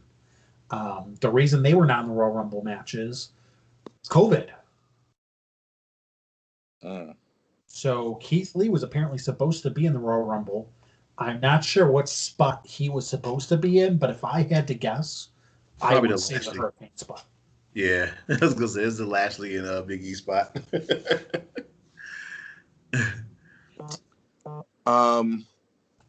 Interesting gaming news. Representatives from WWE 2K were at the Royal Rumble doing work with wrestlers for the next game. So they can have those same old movesets of 2015. I guess so. Good work, guys. Also, let me pop in, Drew. Yeah.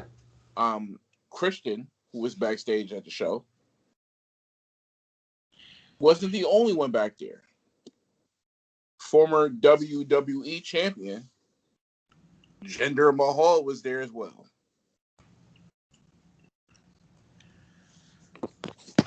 We didn't see him though, so who knows what the hell that means.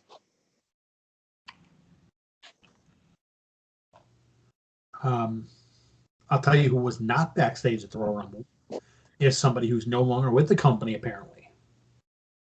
And that is Shane O'Mac. Shane is not in a performer or executive role in the company anymore. And it looks like he is officially done with the company, which continues to lead speculation on if Vince might actually sell it in the next few months or years. One of his kids is already out of the company, and like we said before, a lot of executives are not confident in Shane and Triple H running it. So it remains to be seen if they might dip, you know? Okay.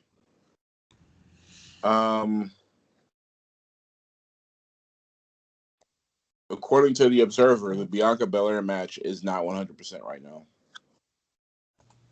So when I asked earlier, do you think that she's going to be in that spot at Mania? And you guys said, well, it could change. They're saying it could change too. And I don't like that.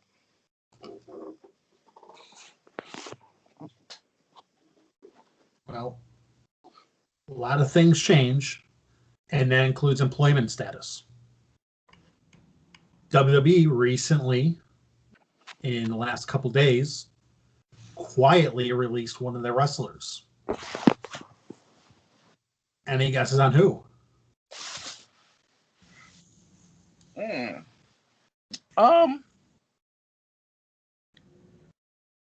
No. I'll give you a hint. You can find him in the adult section of your local video store. Val Venus? Oh.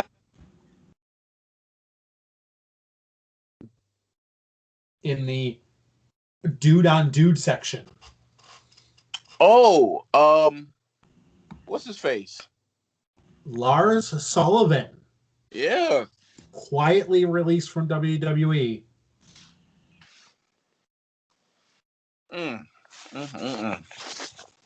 Well, should have been talking shit. Now you got to go back to doing films.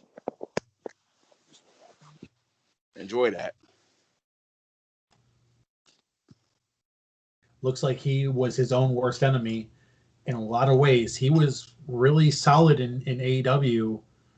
I'm sorry, in NXT rather. And then out of nowhere, he gets called up and immediately has an anxiety attack. And wrestled, 2 matches in a year? Yeah. Dude had Ryan Leaf levels of bust attached to his name now. Oh man. Yeah. I don't have any more dirt. I am tapped as well. Yeah. Before we get to Raw, we won't do SmackDown because what the hell is the point? Yeah. Raw happened last night, but before we get to that, I just want to talk about 2 new champions that were crowned at the Royal Rumble. And that was Alicia Fox our Truth for the 24/7 championship during the Women's Rumble. But before that, Truth had actually lost the 24/7 championship to Peter Rosenberg. No, vice versa. Reverse it. Alicia Fox lost it to Truth. Truth got it back, and then he lost it to Peter Rosenberg. Oh, who is currently the 24/7 champ. So he's currently the 24/7 champion. Okay. My bad. Well, in case you dweebs don't know, Rosenberg hosts a Hot 97 radio show in New York. I don't know if they're in the office or in the studio, but if they are, you could see Truth maybe showing up there to possibly pin him and get his belt back. But I don't know. That was interesting that happened that way.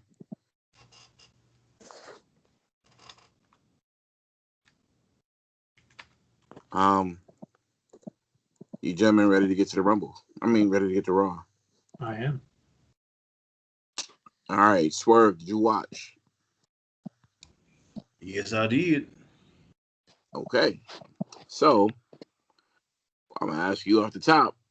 What did you think of the initial interaction between current WWE champion and men's Royal Rumble winner Edge? I didn't expect Edge to come out and confront him. I expected Edge to come out obviously and say something about who he would choose, but I didn't think he was going to confront Drew McIntyre. Right the next night after. Right now, those they're both faces.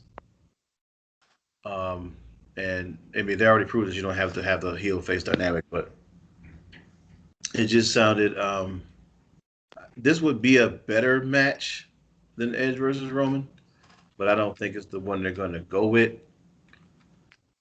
But I also think that Edge has probably the bigger probability of getting hurt in this one. Okay. So for those who did not see Raw last night, it was Edge and McIntyre in the ring, and McIntyre was just praising Edge for him winning the Rumble. And McIntyre apparently was doing something that Edge didn't like, and that was not basically saying, yo, you're winning the Rumble is now you cashing in a ticket to basically take my belt from me. And because he wasn't so gung-ho about that, Edge had a problem. So in comes Sheamus to defend his friend of, I guess, over 20 plus years. Say, who the hell are you to talk to Drew that way? Wait, I want to talk about that Well, because yeah. first they said 15 years, then later they upped it to 20. I was like, what the hell is it? Dude, no one's keeping track. So yeah, he's out there, he's questioning Edge, like, who the hell are you to be talking to my friend like that? I'll come and beat your ass and blah, blah, blah, blah, blah. And it was kind of weird how the segment, at least between Edge and Drew, ended, because Sheamus was in the ring, and I'm like, okay, dude, what are you still doing here? So Edge gets out, he doesn't look back, and they zoom in on his face. You know how they always do. And then out of nowhere, bro kick from Sheamus to McIntyre. So that told me either we're getting McIntyre and Sheamus at Mania, or we're getting it at Fastlane. That's your Fastlane match. They're not doing a WrestleMania build-up that's non-Royal Rumble this early. That's Fastlane. Yeah. And I don't recall a time where there's been two pay-per-views in between. Or, well, I mean, I guess there was, but it seems like this one isn't like one that they crammed in. Not like New Year's Eve Revolution, that kind of thing. But I thought this happened last year, too. they had two in between, Rumble and Mania. I thought so. So what is WrestleMania 36 was last year? Let me just take a look at the calendar, because I thought it was. Oh, okay. Let's see. The pay-per-view before this.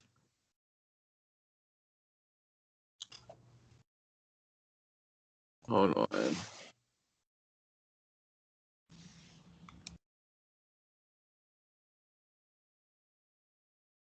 So pay-per-view list in 2020. We had in January Royal Rumble. In February we had we had Superstar Showdown or something in Saudi Arabia had to happen. Super Showdown, right? In March it was Elimination Chamber.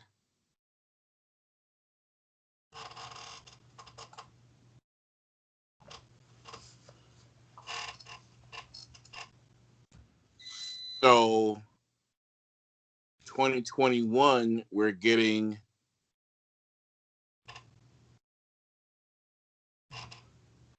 wait a minute.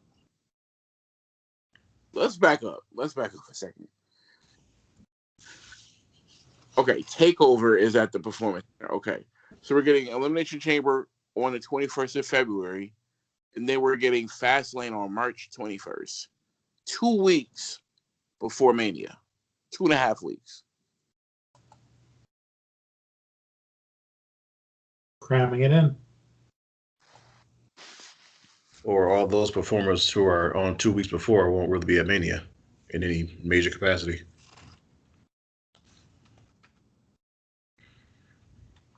Well, they'll probably be on there, but I don't know if they're going to be setting up feuds or what.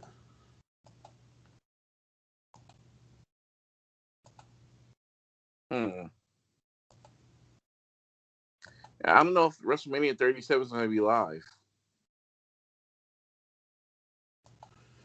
So I don't think it's going to be live just because they're doing the 2 nights and, they can pre-tape everything. So, what's that? But they're having fans there. That is true. I forgot about that. So it will probably be live. That's going to be weird because these guys probably haven't wrestled live in a long time. Right. You can't even do like a house show even beforehand. All right. Well, I mean, the 14th is 12 days away.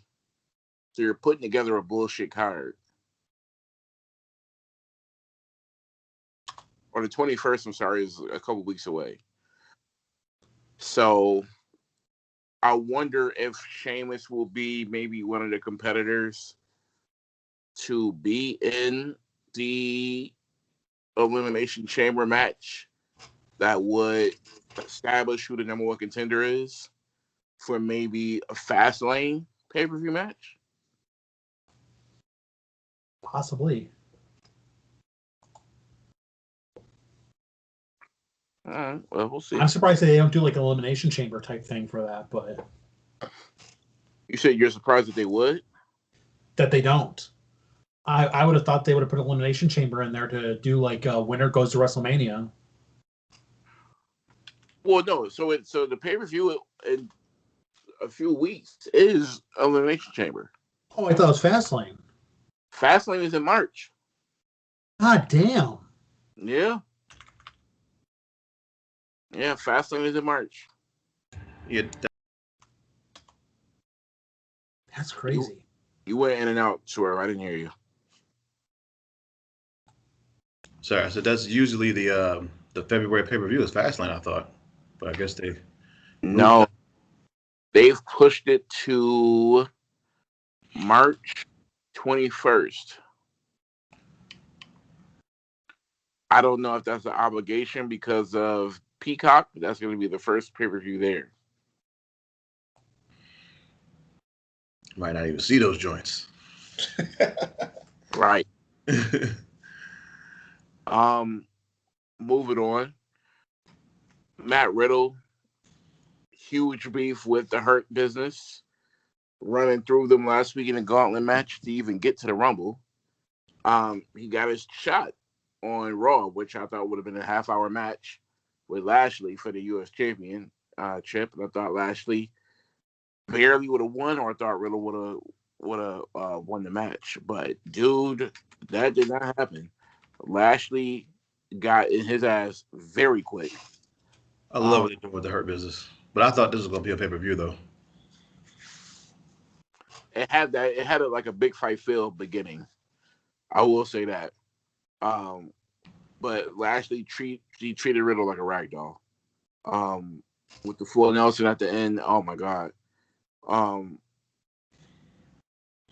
buying in on Lashley right now. I'm not gonna lie. It's not a GameStop stock for me, but we're moving, we're edging just a little closer to the table in regards to Lashley and what he should be or could be in the company. Yeah, I mean he's finally like coming into the what he should be doing. Like you said, I was like, why it take this long? Right, and I don't even mean like the second run this long. I mean like the entire time he's been with the WWE. Yeah, like Jesus. I'm at this point right now. I'm hoping that he's one of the 6 in the Elimination Chamber. Like Drew, if you're right about the winner going to Mania to fight McIntyre, I'm hoping that he's in it, and I'm hoping that he wins because Lashley looks real comfortable in this spot, and I'm not mad at it whatsoever. Lashley should be an example to WWE of how you actually build up a guy. You don't bring him back into the company and immediately put him at the top. You kind of build him up a little bit. And the Hurt Business was the best build up for him. Now, if you put him in a main program, I could buy it. Right. I think for me, it was my man had the suit on. I mean, looking good, looking like a real champ. The gold. He looked like a champ. Yeah. The gold US belt looks real good. I like the faction. This is the best thing that the WWE has ever done with Bobby Lashley. Don't show me him and his 6 sisters. Right. Right. Or him and Lana, for God's sakes. Right. Him and Lana, him and Trump, him and his sisters, we don't need to see that. Him and Vince, whatever that story angle was, whatever. With the do-rag? Oh, boy. Oh, my God. Yeah, exactly. Do-rag with no waves, you know what I mean? Kofi Kingston came back. returned to Raw to help Woods beat Mustafa Ali. However, that did not happen. Oh no, it did happen. I forgot. Woods and Kofi were successful. Oh, something we didn't even talk about in the Royal Rumble. What did y'all think of Bad Bunny? He had a very nice crossbody. Either he's really good at selling or he fucked up his ribs. So because he appeared on the Rumble, knocking out Miz and Morrison, it was an episode of Dirt Sheet where Bad Bunny appeared on the show. Now I didn't catch this. Swerve, did you see this at all? I'm trying to remember. He did appear on Raw, but I may have walked away during this part. Okay, well I guess it's during Miz and Morrison exchange. Yeah, it wasn't anything noteworthy. I think this is because they brought up Damian Priest. Because I think Damian Priest eliminated Miz and Morrison. Yes. So then this was like the return of the favorite type of deal. Bleach Report one line says the Miz and Morrison need to get back in the hunt for the tag titles. Red and Fuse are doing nothing for them. These are placeholders in order for Miz to get his championship match. Lucha House Party, they lost against the Hurt Business to retain the tag champs. There was some more beef between the Hurt Business with Shelton, I should say, tagging himself in against Cedric. Whatever happens, I guess. Just don't break that up.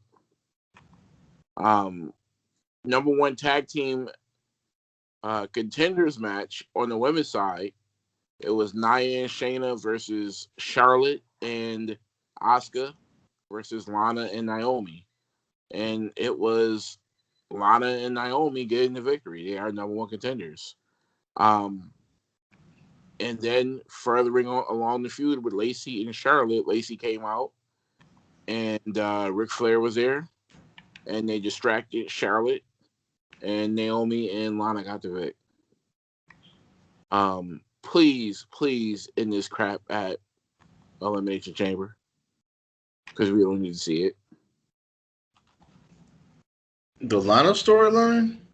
No, the Charlotte and Lacey. Oh, I think that's going to drag a little further. I hope not. I don't see what other program she could be in unless she's, inevitably taking Asuka's spot. Carlito and Jeff Hardy took on Elias and Jackson Ryder. Jackson Ryder is Elias's boy. Drew, I got to ask you. Elias, he's hot right now. Look, he's in the ring with former WWE champion, former European champion, or U.S. champion, whoever the hell he was. He lost against Carlito, man. What do you say about that? I mean, we have to give Carlito some rub. He's probably going to be making a big money deal. So we have to give him the rub by beating, Ring God. So. I was wondering how he's going to clean that up, but I guess you ain't doing a good job, so we're going to move on. The man's charitable. Okay. This next match is interesting. Alexa Bliss versus Nikki Cross. The finish was not the interesting part that I was talking about, but there's a lot of transforming going on with Alexa Bliss. She was successful this time. She transformed into the perky young apprentice, beat Cross, her former partner, with a sister Abigail. The interesting part for me is I made a prediction last week that thought was not going to stick. But I said it would be a mixed tag match at Mania with Orton and Cross versus Bliss and Fiend. This singles match, I don't know if I should put any weight towards it for it being some type of tea leaf, but I might just have to.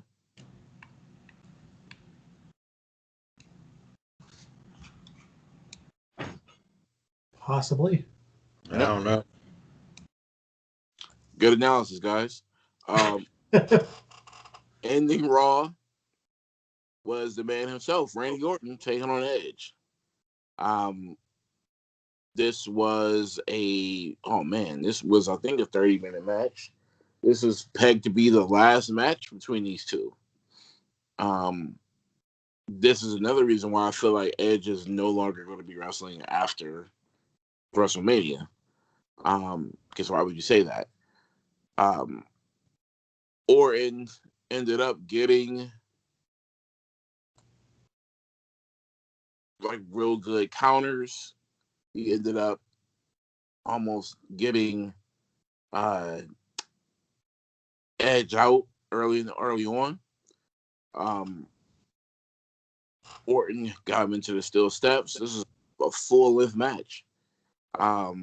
It was real good. Probably the best match they had. However, things have to move along in the WWE.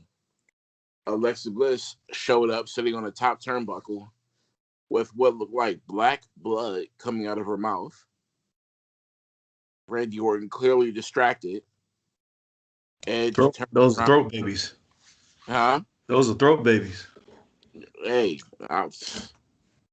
them ain't throat babies, dog. Oh my God. Yeah, that's okay. Edge hit Randy Orton with the spear and knocked him out, pinned him 1, 2, 3. Edge got the victory. So I got a question here. When people are distracted, why isn't the other person distracted also?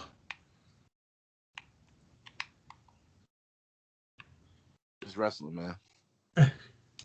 That's all you got. Yeah, trying to find logic there. That's it. It's wrestling. Because if I see a chick sitting at the top of the rope with some blood coming out, I'm looking too. Like, what the hell is she on? I'm not thinking about putting somebody in a schoolboy. But I hear you.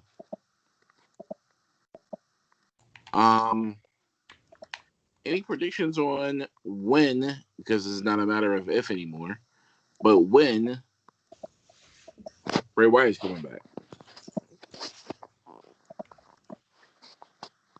I honestly think they don't know what to do with that storyline, and they're just buying time with Alexa. Kind of like they did when he was teaming with Matt Hardy. Oh God, yeah.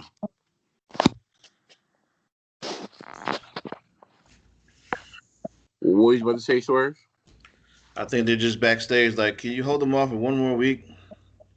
We still don't have a design ready yet. I mean, he comes back great, but what the hell is the payoff? Yeah, I don't know.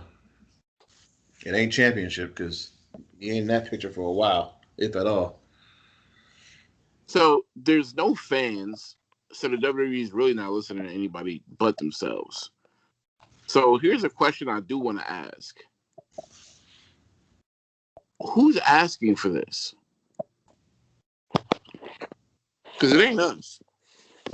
This being the Fiend gimmick or a story? Right. Who's asking for Fiend against Orton?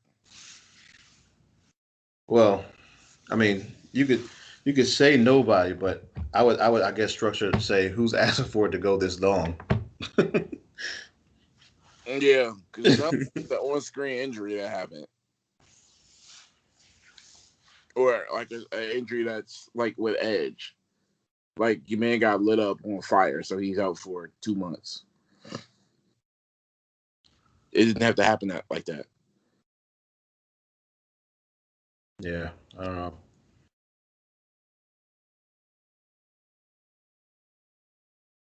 Mm, mm, mm, mm. I feel like hopefully this is the end of that feud, but the problem is after WrestleMania, let's say Edge wins the belt. The issue with that is it's going to go into another Edge Randy Orton segment.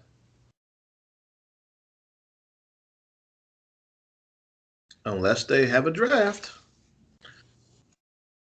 Yeah, because you know that's coming.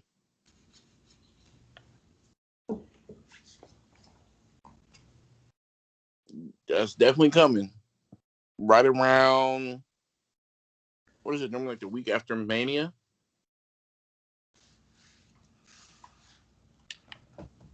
Somewhere around that time. Yeah, it's usually April or May or June, something like that. Yeah. Mm.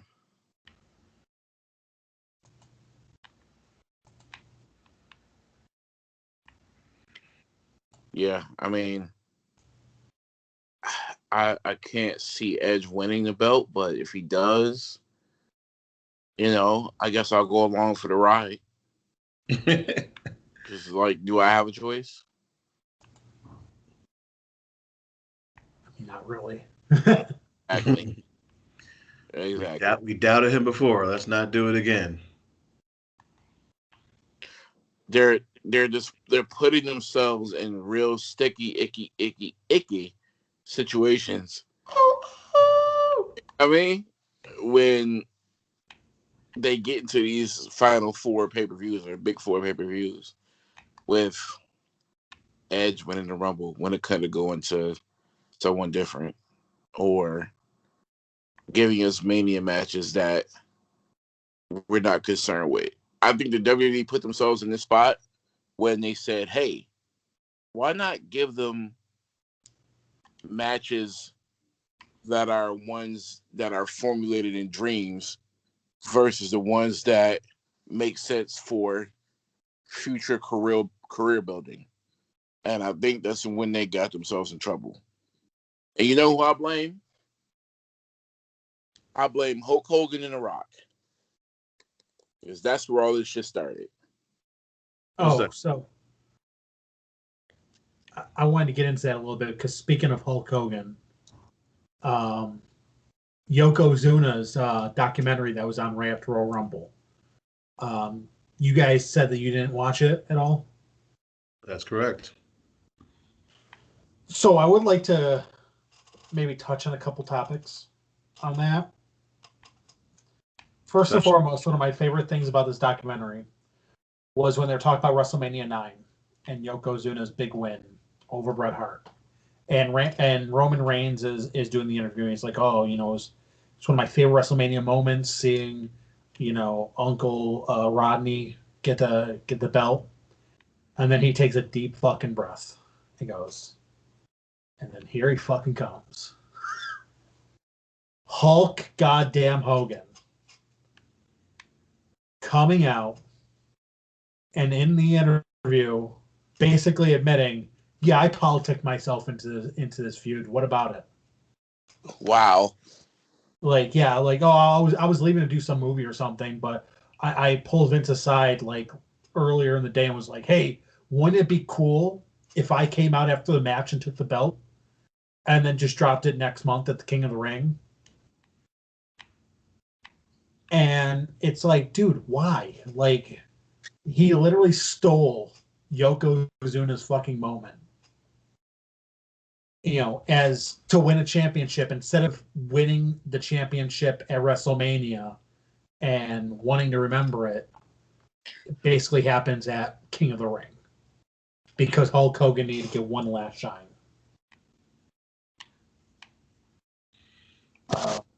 Asshole, so what do you expect? I do, however, recommend that if you didn't watch this, check it out. It's pretty interesting. Very fascinating, just like, how he was really athletic in the beginning, and how everything just kind of spiraled out of control for him later on in life. He was only like 35 when he passed away, though. Yeah, very young. Very young.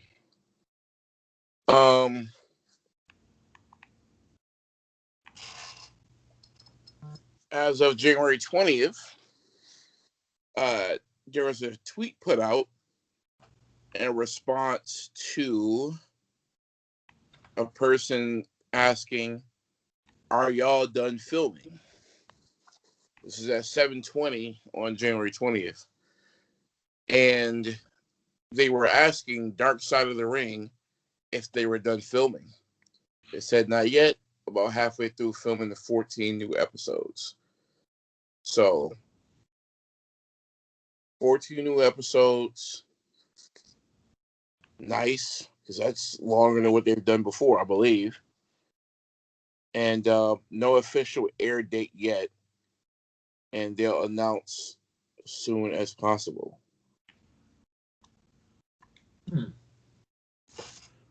Well, like I said, the one topic that they wanted to do but are not going to be doing is China.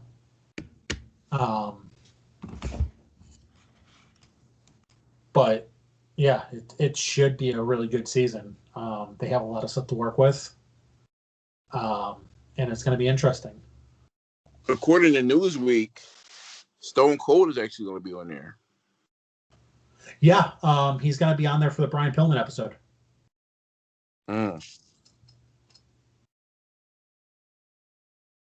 That'll be crazy. Yeah, I'm about to say that's going to be crazy. Wow. Okay. That's another person who died at 35. Jesus. Let's go ahead and get to Abby. Let me pull it up. All right, Abby says, Oh, you got it.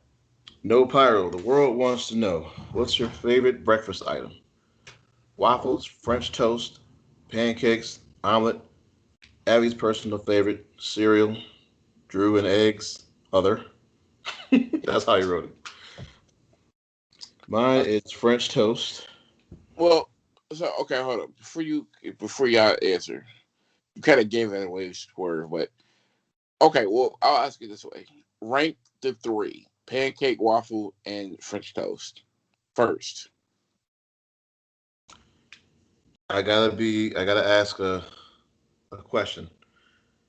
What kind of waffle we talking about? Because if it's Belgium, it's gonna. It's a Belgian. Okay. So French toast for me, Belgian waffle, then pancake. Drew?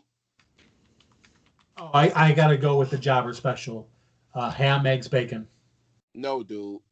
First, where do you rate waffles, pancakes, and French toast? That's my question. French toast first. It was waffles, French toast. What else? Pancakes. French toast, pancakes, waffles. Why do people hate pancakes so much? Nobody hate hates pancakes. It's just that they're generic. Yeah, nobody hates pancakes. Pancakes is the thing that you had the most of growing up, so you want the least of it when you get older. Nah, man, you gotta have the adult pancakes. Adult pancakes are the ones with the edge crispy on the side. I mean, I've always had my pancakes the way I wanted them, so if that's something you didn't get till you was adult, I'm sorry. The way you come from a crispy edge pancake household? I mean, I thought everybody did. Nah, dog. Saying you can't. You got the sherbet. Remember the sherbet container? Yeah. You got that? Pops nailed the pancakes back in the day. Like we never really wanted for a better version outside the house. I grew up in the wrong area, then, man. A lot of people love French toast. I don't get the affliction. I guess. All right. So you said, Drew, you said ham and eggs and bacon. Yeah. Ham, eggs, bacon, the Jopper special. My favorite breakfast item will probably be pancakes. I go out of town, I'm searching for who's got the best pancakes, just so I can stack it up. I like waffles too, but for me, probably be pancakes. And my own trio, I'll probably go pancake, waffle, French toast. Um, I do like bacon. I like grits a lot too. But if I had to do a trio like Drew, I'm doing pancakes, bacon, and eggs. And send me on my merry way.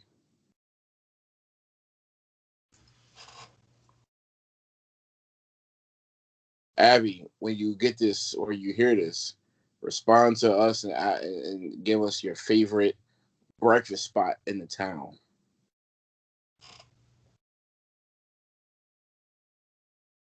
That would be nice. I'm letting you know right now, Abby probably gonna disappoint you. What you gonna say, IHOP?